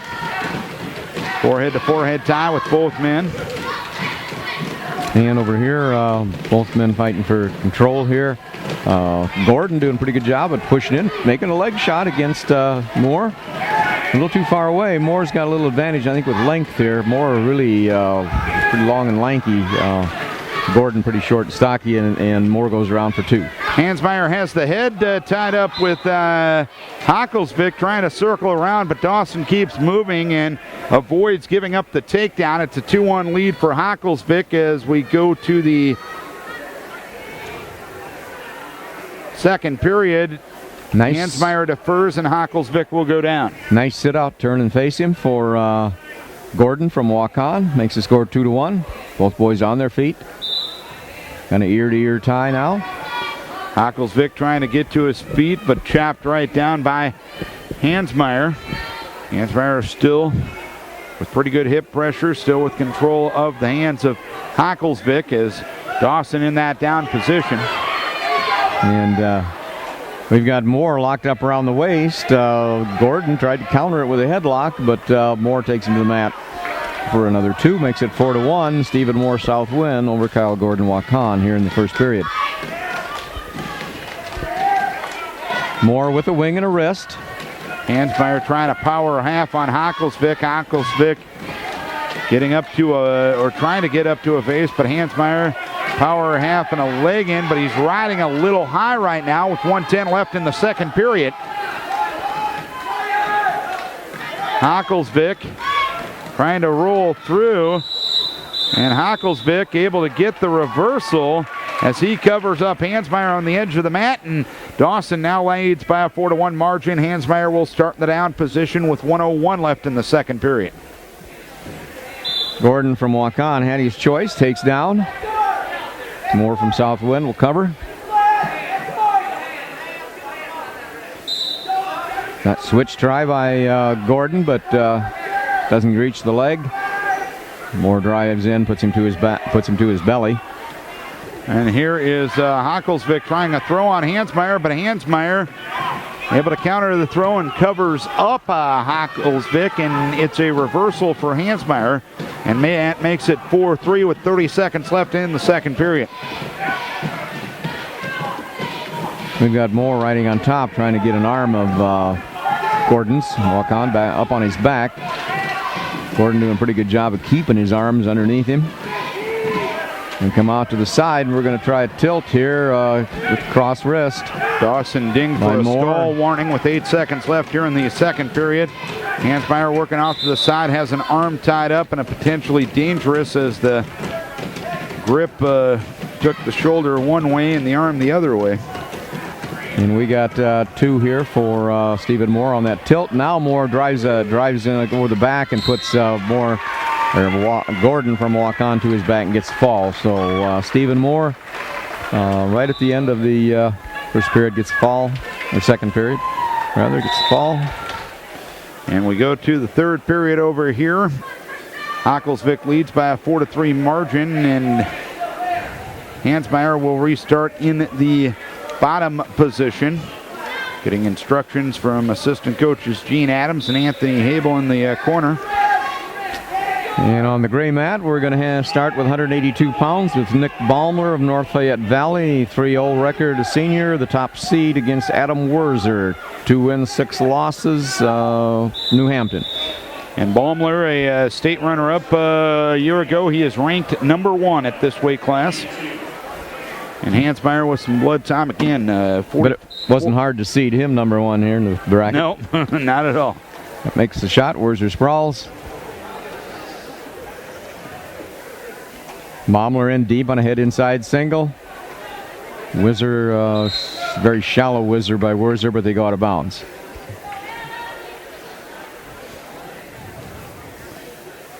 .146 left here in the first period. Over there, no score. And again, Baumler, very tall, lanky wrestler. Werzer a little short and stocky. Baumler in on both ankles, takes Werzer right back to the mat. Werzer bellies out. Baumler comes up on top, takes him to his belly. Got a wing on the near side. Tries to go around the head. He does, runs it around the head. And looks like he's getting near fall points. I don't know. And it's a reversal here for Hansmeyer, and that makes it a 5-4 advantage. And we get the fall here by Nick Baumler, about a minute's time over Adam Werzer, New Hampton.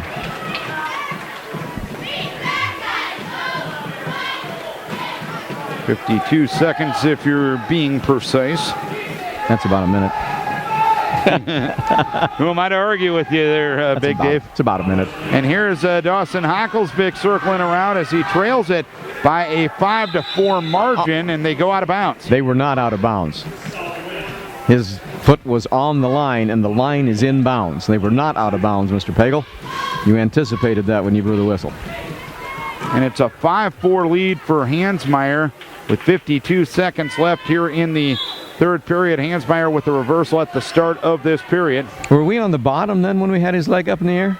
Yes. Then we should have had 1 point anyway. Goodness sakes, if it was out of bounds, we should have had 1 point. But it wasn't out of bounds. We should have took him down for 2. My goodness. And a potentially dangerous call on Hansmeyer once again. 38 seconds left here in the period. And over here, 182, and we've got Osage, Ben Mallinger, the number 3 seed, 6-4 record, senior against Manning Koboshik from South Wind. Hansmeyer with a leg in on Hocklesvik. Hansmeyer's been pretty tough in this top position. Has a leg in, trying to cradle him up on the far side. 20 seconds left here in the third period. Hocklesvik trailing by a 5-4 margin.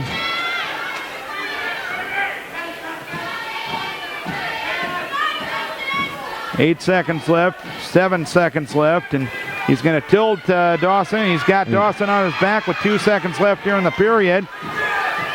And back points being awarded. He'll get 3 back points, and Hansmeyer will move on with an 8-4 victory over Dawson Hocklesvik here at 160 pounds. Yeah, and that all started on that... or at 152, I'm sorry. Yeah, on that bad call. You know, when the guy on the bottom comes up and gets a hold of the other guy like he's got a single leg and they go out of bounds, that's a loss of control, which means 1 point. I know Gene Adams, the assistant coach, talking to Dennis Bagel about it right now. And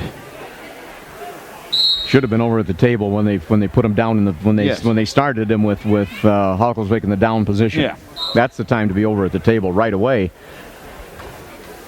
I think that's an argument you could win because we clearly had a single leg on him. Yep. When the guy on the bottom comes up from underneath and gets a single leg on somebody, hey, you deserve the one. You deserve a one. And let's see here, at 152 pounds, it'll be Ryan Gorman of New Hampton and Weston Fance of North Fayette Valley. And we're still over here. Mallinger from Osage and Koboshek from South Wind are still nothing with 27 seconds to go in the first period. So one mat well ahead of the other mat. You're at 182, and over here on the red mat, we're at 152 pounds. So no score, 149 left here in the period. I think part of the deal was over there, the scoreboard wasn't right, so perhaps that caused the coaching staff to maybe think of the situation a little differently, but at the same time. Doesn't matter. And as a coach, what you want to do, you don't want to holler at the official. You want to run right over to the head table, because according to the rules, when you go over to the head table, the referee has to stop the match and listen to you. Yep. Now, if you're wrong, you get a warning first time. And I'd have took my warning on that, because that could have been the difference in that match. Gorman with the takedown on Fance to make it a 2-0 margin. We've got Mallinger from Osage in the top position here. Koboshek just escaped for a 1-point lead. Well, it's 1-0 Manning Koboshek over Ben Mallinger, Osage. It's pretty evenly matched here. No score of the first period. Gorman lets Fance up to make it a 2-1 advantage for Ryan Gorman, an undefeated kid here at 152 pounds. He reaches for the shot, but Fance able to get the hips back. Now Gorman in on a double leg, switches off to a single, and they go out of bounds right in front of Jacob Peterson, the head coach for North Fayette Valley, and they go out of bounds. It's a 2-1 lead for Gorman. We're still 1-0. Gorman with the takedown now right off the whistle after the restart. It's 4-1 lead for Gorman with 45 seconds left here in period number 1. Shot out of bounds by Manning Koboshek, and they bring him back to the center. We really need a push-out rule here, like they do in international wrestling. It's just too darn much at the edge of the mat. Too many stops. Tell you, if we had one, they'd be wrestling in that small circle in the middle. You see, there they go right out. But they're both... And Mallinger's going to get a stall warning there. Play on the edge. 20 seconds left here in the first period. A 4-1 lead for Ryan Gorman here in the final quarterfinal at 152 pounds. Here we go. Mallinger backs to the edge again. But here again, Koboshek needs to be a little better at shoving him out. Make it a little easier for the referee to give him that point. Because he'd get a stalling point if you can. Gorman has a half picked up, but he's only got 1 second in which to do something with. And Gorman will head to the second period, leading Vance 4-1. Koboshek deep on a head inside single. Took Mallinger to his seat, but Mallinger is locked in the crotch here, both legs. And they're going to call it a stalemate. That's really too bad, because Koboshek made a good shot. Gorman with a neutral restart gets a takedown. Now tries to tilt Fance to his back. He's got it hooked up tight. He's out chest to chest. Pagel down, taking a deep look as Fance trying to bridge out of it. And it's the end of the second period. Still 1-0 Manning Koboshek. And Gorman finishes the fall in 2 minutes and 30 seconds, so he will move on to the semifinals to take on Connor Vogt of Denver Tripola later on this afternoon. And here we got Manning starting down, Mallinger starting down. Koboshek with the leg in, has him stretched out, trying a power half here on the opposite side. I believe here at 160, I will have Sterling Eisler of St. Ansgar and Drew Bating of New Hampton. Now he's got Koboshek has a half in. He's moving up around the head, but the arm slips out. Good job of Koboshek from going around behind now, Southwind. And he's got the kind of right he really needs to do. Mallinger is real worried here. He's down on his belly, real worried about getting turned. Mallinger doing a great job of trying to turn him. And he's only leading 1-0 now. Koboshek controlling the wrist and a half. Got a wrist and a half. Looks like Mallinger's going for one finger, which would be a technical violation, but I'm glad the official didn't stop it, because he's on his back now, and Koboshek's getting back points. He's up over chest to chest, and maybe get back just a little bit farther, and he's got the fall. So Manning Koboshek comes up and beats number 3rd seed Ben Mallinger by a fall. and 182 pounds. 160. Okay, I think it should be Ball in the third period. Eisler and Bating here at New Hampton. There's a little bit of confusion on what is going on the red mat right now. And Manning Kaboshek next round will wrestle Joe Frieden from Waukon, the second seed with a 4-2 record and a senior. Yeah, Kaboshek looked tough. And let's see, what do we get over here on 100? We'll probably go to 195 pounds.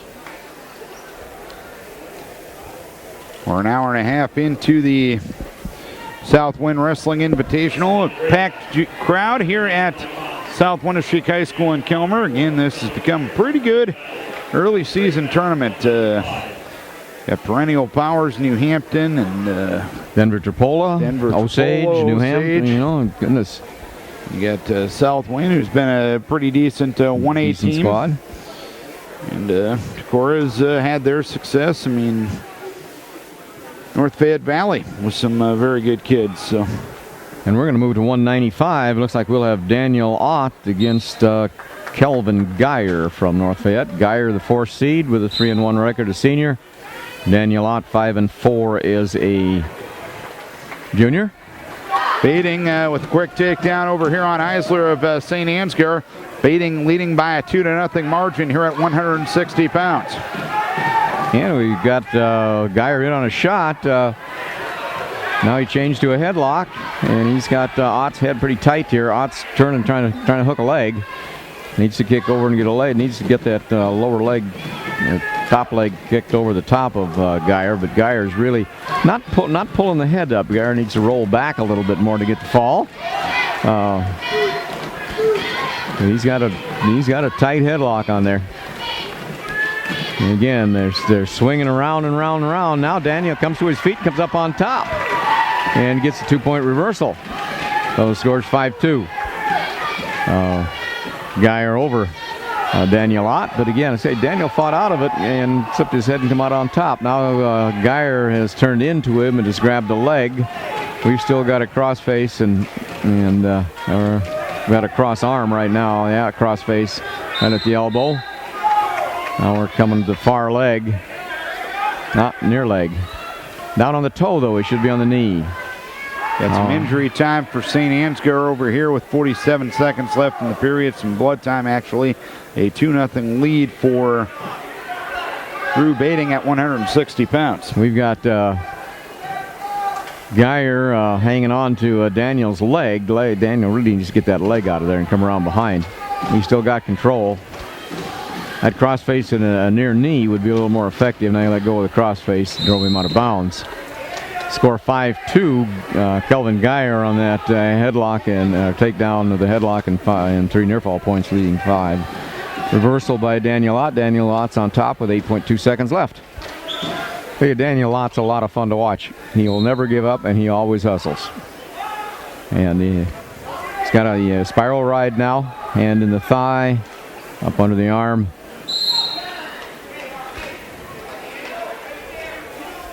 And we're going to go in end of the period. We're going to go into the second period. And it'll be Ott's choice. He defers. And we're going to go neutral. Kelvin Geyer didn't want to go down underneath Daniel Ott anymore. There's still some issues computer-wise and blood time-wise over here. Right now, Bating leading at 160 pounds on the St. Ansgar competitor. And Ott with a double collar tie. Trying to bring Geyer's head down. Geyer right on the edge of the mat. Good place to take a good shot here. Guy right on the edge of the mat. You might not. You might get it while you're in bounds. That's all it takes. And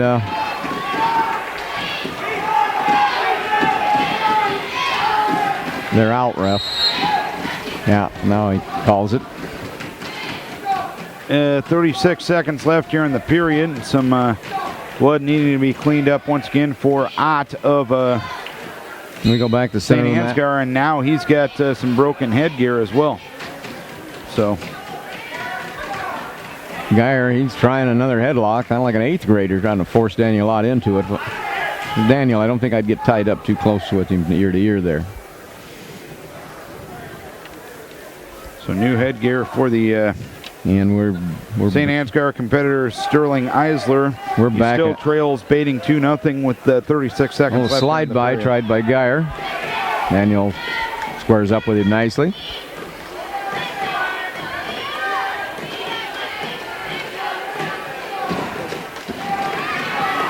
If I was Daniel, I'd tie that head up like he's doing back into the edge of the mat and make a shot out of bounds. Baiting with a couple of back points. Has the arm up on the back and the arm around the head as well. Gets out a little bit more chest to chest with some pressure. 10 seconds left here in the period, and Baiting gets the fall for New Hampton in 1:52. And Geyer tries a fireman's there, but Daniel sprawls nicely coming around behind. He's going to get the 2 there. He's got him right on the edge of the mat. He's got him. And the 2 awarded by Dave Litter. And I'm not sure he could have blew the whistle there, but hey, we'll take him. And North Fayette coach wasn't too thrilled. That makes it 5-4. Geyer down. 7 seconds left in the second period. And right now it's going to be Denver, Tripola, and New Hampton here at 170 pounds. Brady Brooks of Denver, Tripola, and Noah Glazier of New Hampton. And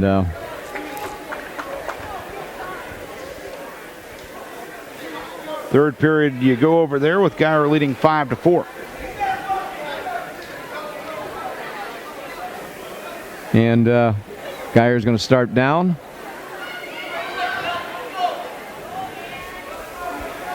And Daniel Ott covers. Coaches want to keep him down. The coaches. Daniel's done a fine job getting out to the side, and we've got to remember Geyer's got 1 stalling call on him. Now Daniel's trying to lock up a cradle, getting a little wild with it. I think he's got the hands locked. Looks like he has the hands locked. Now he's got to split the legs and try and pull him over backwards. Now he lost the cradle. Still up pretty heavy on the head. Score 5-4. Geyer over Daniel Ott on account of that takedown and near fall points. Daniel has really out-wrestled him for most of the match. Now he tries to grab an arm and roll Daniel. Daniel's come up around, long ways up around the head. He's really trying to work real hard. Don't like to see him with that arm in there like that. Geyer can roll him with it. We're a little too high. Got to get that arm out of there. We're too darn high. Now he's got a crossface on. If he'd pick up the near knee, I think he could dump him. Down on the ankle. Oh, come on. Stalemate. We got a crossface in. We're lowering the shoulder. And he calls it a stalemate. They're terrible. 0-0 here at 160 in the quarterfinals. Carter Furman of Walk-On and Aaron Hoth of Elkader Central. Here we got Geyer standing up. We need to trip him and trip him to his back. We trip him, but he doesn't go to his back. 44 seconds left.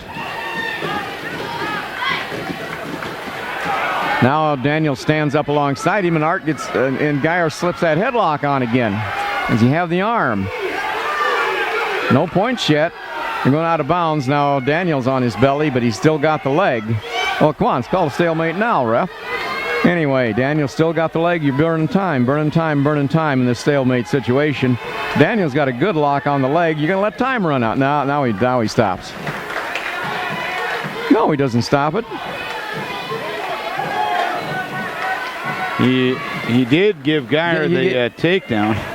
Well, how'd he give Green the takedown? That's odd. He put the wrist up for Green, but he had the wrong. That's wrong.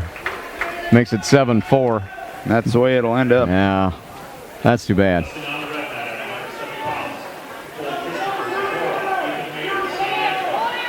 So North Fayette Valley puts their 4th wrestler into the semifinals. 0-0 here at 160 through 1 period.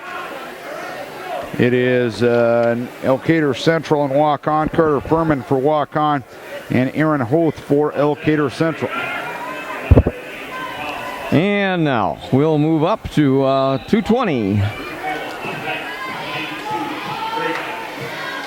Looks like. we got here? And we've got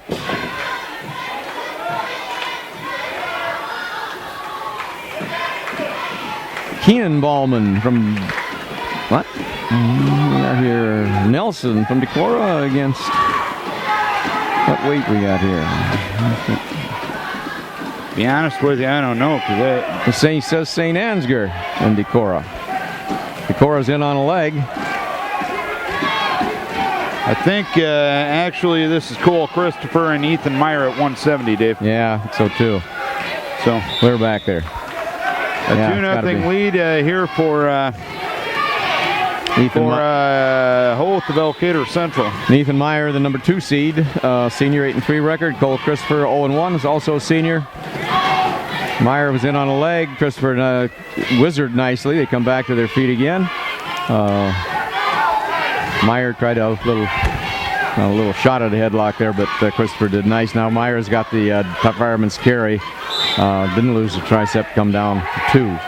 Furman with a reversal and a tilt. He's got 3 back points, and Carter Furman here at 160 for walk-on leads Aaron Holt of Elkader Central by a 5-2 margin.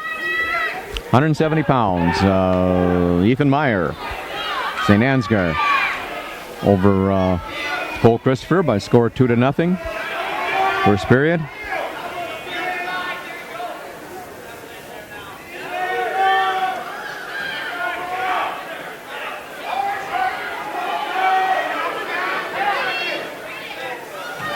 And now we've got a tilt here, cross wrist tilt by Meyer. Got 3 out of it. He still got the wrist, so official Pagel won't award him till Christopher getting up. Christopher tries to turn toward his back, got better of it, bellied out, and now he gave him the 2. So it's 5-0 Ethan Meyer over Cole Christopher. Start of the second period. It's a reversal for Carter Furman of walk-on at 160. He now leads Aaron Holt of Elkader Central by a 7-2 margin. And that's actually at the start of the third period, my mistake.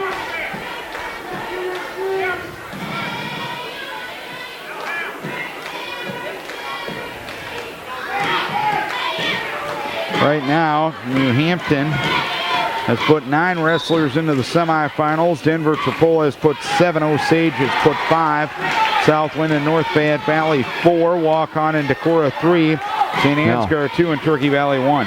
Now we got a nice ankle pick. They went to their feet, and Cole Christopher broke loose and then went right down on an ankle and took Meyer down. The official didn't give him an escape. Probably should have. But now there's an escape by Meyer. Bring back, make it 6-2. But a real nice ankle pick on the part of Cole Christopher. Tries it again. Meyer gets his ankle back. A reversal here for Holt, making it 7-4. Furman here at 160 pounds. 47 seconds left here in the third period. Out of bounds, and we had both feet in, I'll tell you. You know, as long as one wrestler has both supporting points in bounds, you're in bounds. But Pagel blew the whistle. Had a chance for a takedown there. Probably should have been a 2 for Cole Christopher. Shot here by Meyer. Christopher sprawls, comes up around behind him, and he gets 2 points. Furman gets a takedown. And we're going to cut him loose. We're going to cut him loose. To make it 9-4, and now he's trying to get some back points. He now has Holt on his back. They're at 160, but no back points being awarded. 5 seconds left in the period. We got 7-4. Ethan Meyer Stansgar ahead of Cole Christopher, but Christopher's really picking up the pace. Meyer's trying another fireman, set back on his butt. Christopher on top of him, but couldn't cover. Meyer's got deep on Christopher's leg. Christopher's got a leg over the top, hanging on over the head. Now this is a place called stalemate, Pagel. And Furman ends up with the victory here at 160 pounds, becoming the 4th semifinals list for walk-on. Furman defeats Aaron Holt of Elkader Central by an 11-4 margin. And now he calls a stalemate. Hey, Meyer is really backing up here. He's Christopher's got to keep pressure on here. Now he tries to make another shot. Don't have to be stupid. Christopher's got an underhook now. Trying to pull Meyer's head down. And here at 170, we are underway. Noah Glazier of New Hampton with the 2-0 lead on Brady Braca of Denver Tripola. Glazier, the sophomore, and Braca, the freshman. And Christopher goes down on Meyer's legs and go out of bounds. And Glazier finishes the fall in 22 seconds. 2 seconds left. Well, Christopher's only behind by 3, and Meyer, he looks like he's gassing. He's tired. He's going down. He's going down. I don't know if that's good or not, but it's good for us, I think. If I was Cole Christopher, that's just where I'd want him. And no, put him up. And at 195, it's Isaac Schottenhelm of Denver Tripola and Kelby Reichs of Turkey Valley underway. Meyer takes a shot. Christopher's right around behind, spins right around behind him. Meyer is really, really gassed. This is the time for Christopher to put some pressure on. Tied up ear to ear. Wouldn't be in that position. Be doing a little motion here. Schottenhelm with the 2-1 advantage on Kelby Reichs, and he'll get another quick takedown to make it 4-1. It's 9-6. Tough to catch up 1 point at a time, take him down, let him up. But Christopher's got the overhook now, moving around. Meyer squares up. Now he goes with the overhook. Christopher's got to throw that overhook up and go down to a leg. Needs to throw. Now he's got double underhooks.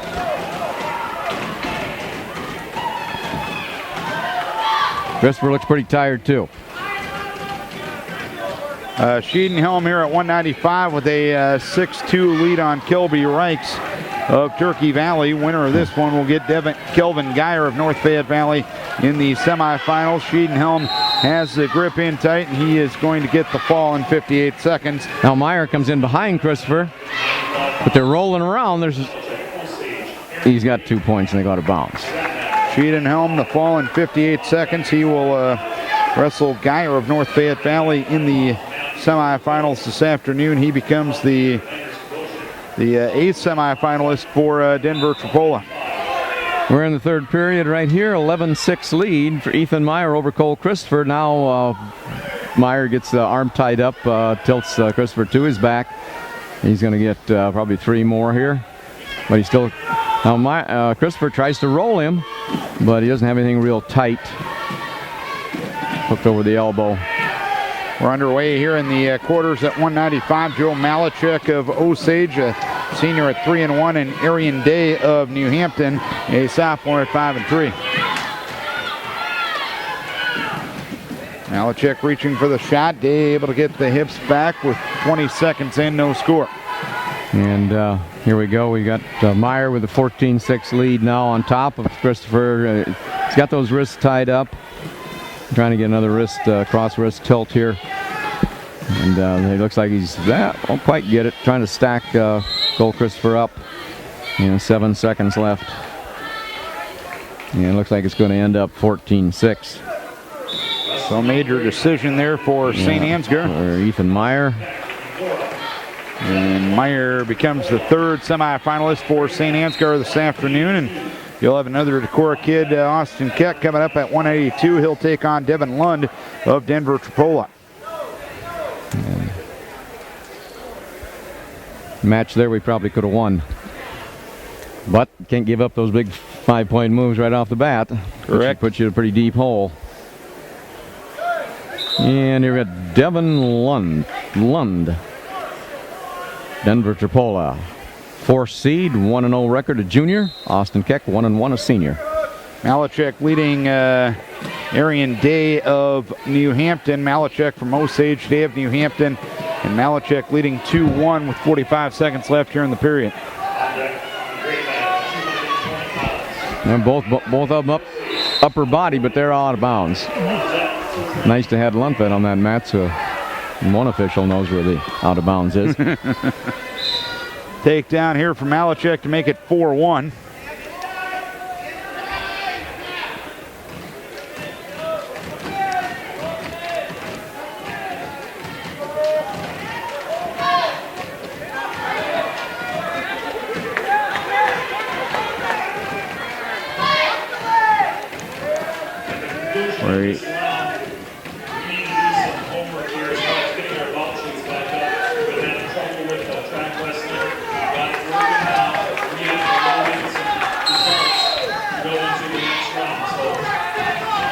Here we've got Lund through, Keck to his back from his feet. They tied up both boys' upper body. That's probably something we shouldn't do. Lund much taller than Keck. Keck has Lund on his back, but looks like Lund's holding one shoulder up. Second period, we go. It's a 4-3 lead for Malachek on Day. Over here on the red mat, they mentioned they're going to take a pretty decent break at the end of this one. They've got to catch up with some results on track wrestling. They've got everything fixed, and Lund gets the fall. Lund gets the fall over Keck. So Lund becomes the ninth semifinalist for Denver Tripola today.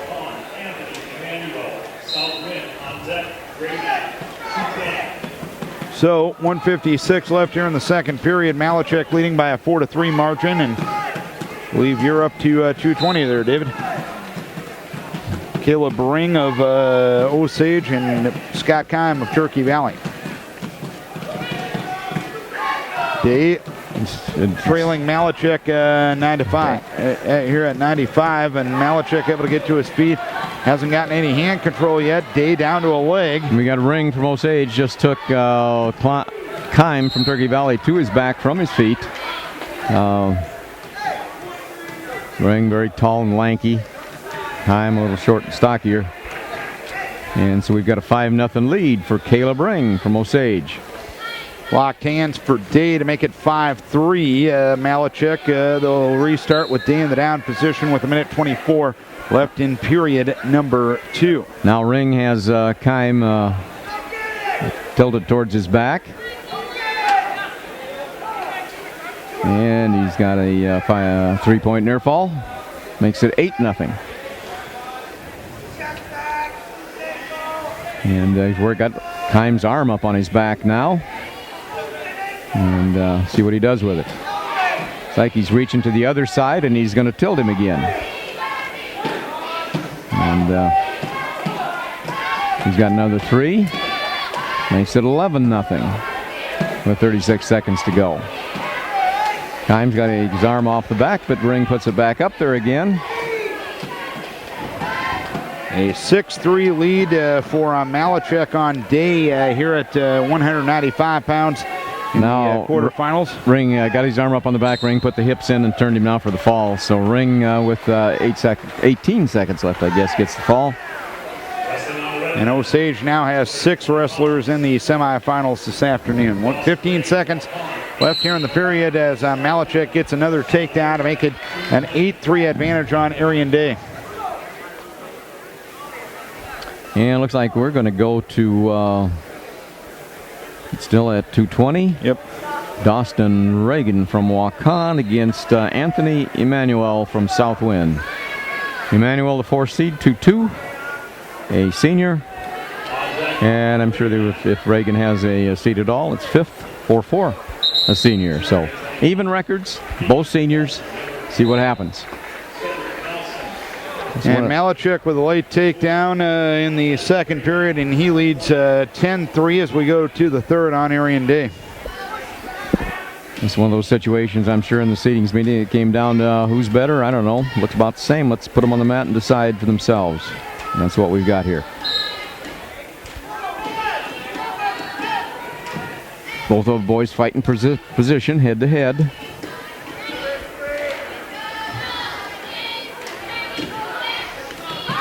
Reagan looking for a little hand control. Emmanuel doesn't want to let him have it. Reagan on underhook here. Emmanuel kind of looks like he's trying to reach out for a trip there. Reagan a little better position. Got an underhook on the same side as his head. Now he comes with a collar tie and then breaks loose. Now they're both forehead to forehead.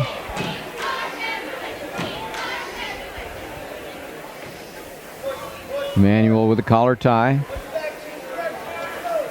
Now we've got Reagan with an underhook, but his head's on the wrong side.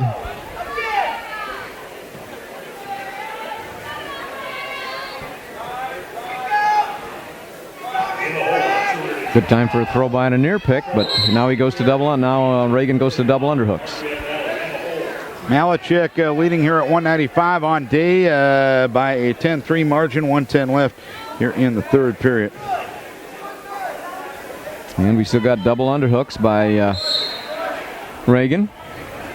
The problem is the Emmanuel is quite a little taller.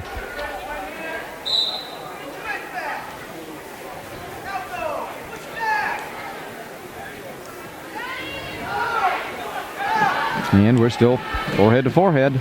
No points. 220 pounds. Dawson Reagan and Anthony Emmanuel. A 10-3 lead for Malachek as they wrestle on the side of the mat. He's trying to get Day on his back. He did get a 1 count, 40 seconds left here in the period. Emmanuel's choice, he defers. Reagan says, I'll go down. Reagan walk on, starts in bottom position. No points, start of the second period. Reagan starts to go up. Reagan's in a tripod position now. Now he's up to his feet, turns, and he's got the 1 point. And we'll continue where we left off. Forehead to forehead. 8 seconds left here in the period. It looks like Malachek is going to move it up towards a major decision for Osage here at 195 on Arian Day. 3 points in the back awarded by Malachek, and Malachek will become another semifinalist for Osage. They will now have 7 in the semifinals today. And we're still struggling for see who's a little better on their feet. We got an underhook here by Reagan.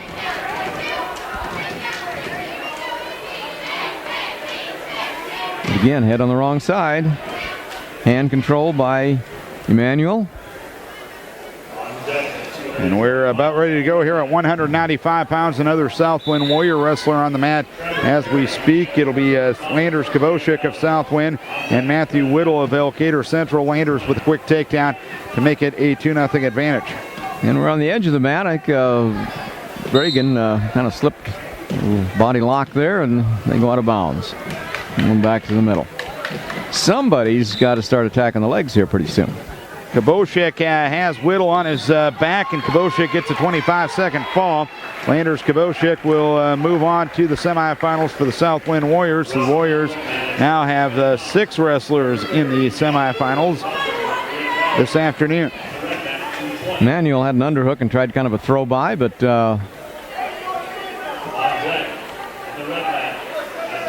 coming up here at 220, it'll be Jordan Baumler of North Fayette Valley and Trevor Ferry of New Hampton. Well, you got Reagan and Dawson Reagan with a body lock here, but Emmanuel has his hips back. Can't get anything out of it, so now Emmanuel's going to go down.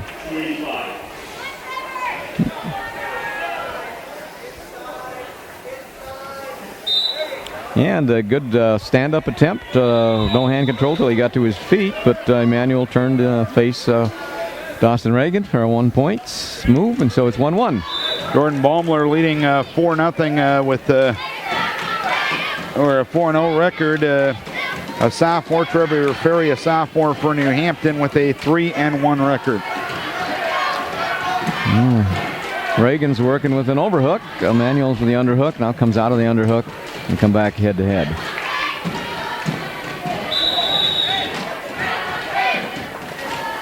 And double underhooks by Reagan. But Emmanuel keeps his hips back.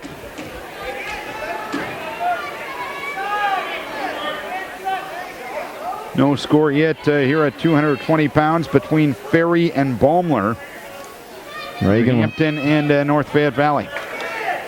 Dawson Reagan overhooks on both sides now. Now Emmanuel's got a body lock. Reagan goes in to tries to go for a headlock, and they're out of bounds. Reagan behind you, or Emmanuel behind him.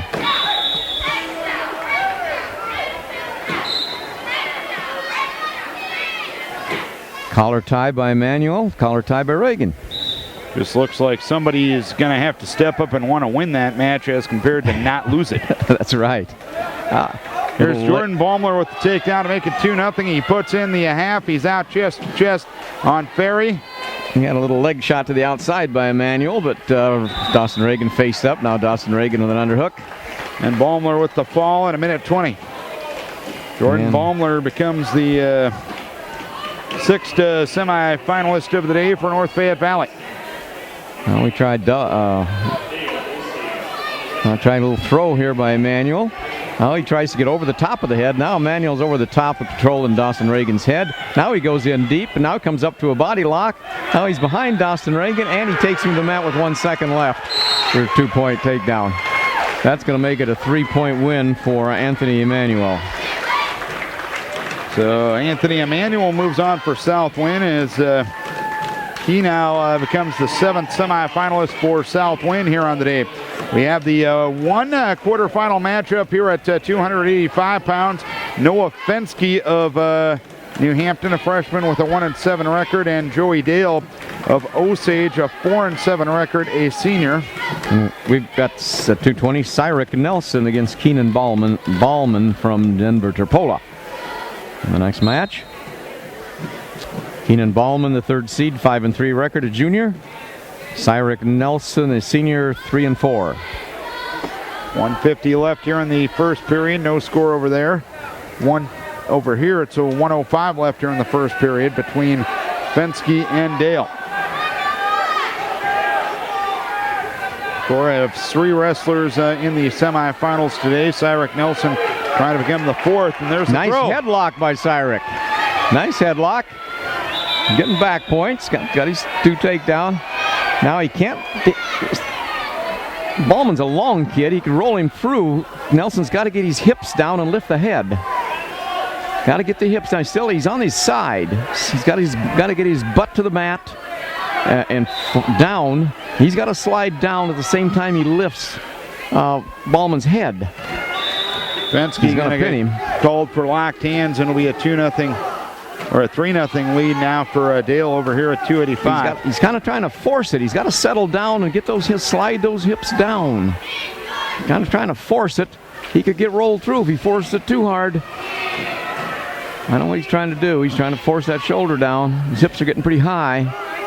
Way up over the head now, but there's 40 seconds left. Stay in there. Don't give up that headlock. Stay in there.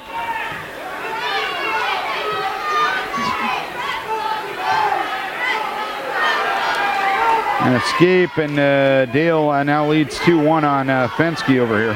Now Ballman rolls through, and he's going to come up on top and get 2, but we're going to get 5. He just got a little bit too high, but it'd be nice to have the fall, and that's how you get falls. Now Ballman's a little bit high, and we're sitting in his lap right now. We could come up. We need to turn, come up underneath, but we run out of time. End of the first period over here between Fensky and Dale, and it's going to be 2-2 with a half second left here in the first period. So it'll be 2-2 heading to the second in the only quarterfinal matchup here at 285. Cyric defers. Ahead 5-2. And Ballman's going to go up.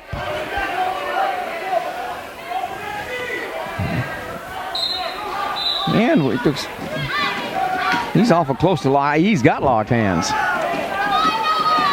And it is going to be called by Dave Litterer. Yep. He's got locked hands. Potentially dangerous here for Dale. Called on Coach Kruger's coming over here, and he thinks he saw things a little bit differently, but official Litterer said, I saw him locked. And I think what happened was right on the whistle. The kid changing his hands got him to touch. And there's no reaction time allowed there. Reaction time's for when you fall, when you go down to the mat, you give the guy reaction time to release him. But when you change hands on the top position and you're on the bottom, that's going to be locked hands as soon as the referee sees it. Dale Fensky able to get to his feet, but Dale puts him back down again, and 1:33 left here in the period. And Nelson a pretty good job of getting up. He's got some hand control now as he comes up. He's got hand control. He's fighting 2 hands, and now he comes in under through the crotch. We gotta fight 2-on-1. Dale gets the fall on Fensky, and 2:37. So Osage puts another wrestler into the semifinals. Pretty good job of Ballman picking us up and dropping us to the mat. Now we got to get back to our base again. Ballman's on top behind him, but we need to get up. We need to get it to our feet. Get our head down now. Ballman puts a half in. We get our head up. Now we're coming to our feet. We got to keep them moving. Got to keep the feet moving. Move out. Got to keep the feet moving. We're going to come out and face him. And we're out to face him to take a 7-2 lead now for Cyrek Nelson. Nelson trying to become the 5th semifinalist of the day for Decorah. Ballman trying to control the tie here with a collar tie. Nelson forehead. Nelson's got to remember that he doesn't have to get the takedown here. He's got to wrestle, but he doesn't have to. You got to stay in position. Stay in position. You really can't be taken down if you're in position. That means you're inside, your head is up, your arms are out in front of you.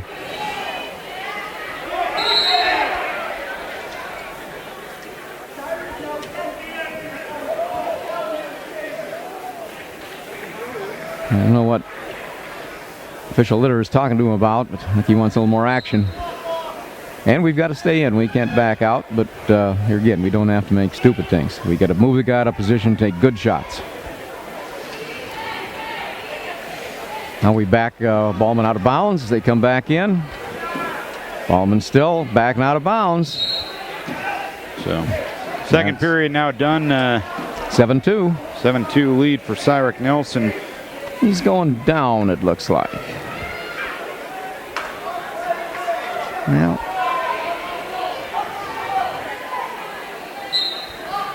we've been down before. We can always get to our feet. Now he's going. No hand control on the way up. No and hand control. Return by Bauman. Oh, and we didn't get our hips back when we turned. Now we're taken back on our belly. Ooh. Got to keep our head up. Ballman, he's pretty desperate. He's getting outside. He knows nothing he can do except turn us. He's going to win it. Behind 2-7. Now he comes down about to the side. He's looking for a half. Got a half in. Now we got to turn away and look up. Get our head up. Get our head up. Now's when the referee should call us for stalling. I wish he would. He did. That's okay. We can't lay down there for another minute and 18 seconds. We got to get up and out of there. 1:17 left here in the third period. A 7-2 lead for Cyrek Nelson, but he is in the down position. And he threw a really, really hard crossface. And that's unsportsmanlike conduct. And one more point to make it 9-2. And that's a good call. You know, I like to see hard crossfaces, but you can't bring your arm back and swing. Not a punch. You didn't get a swing. No.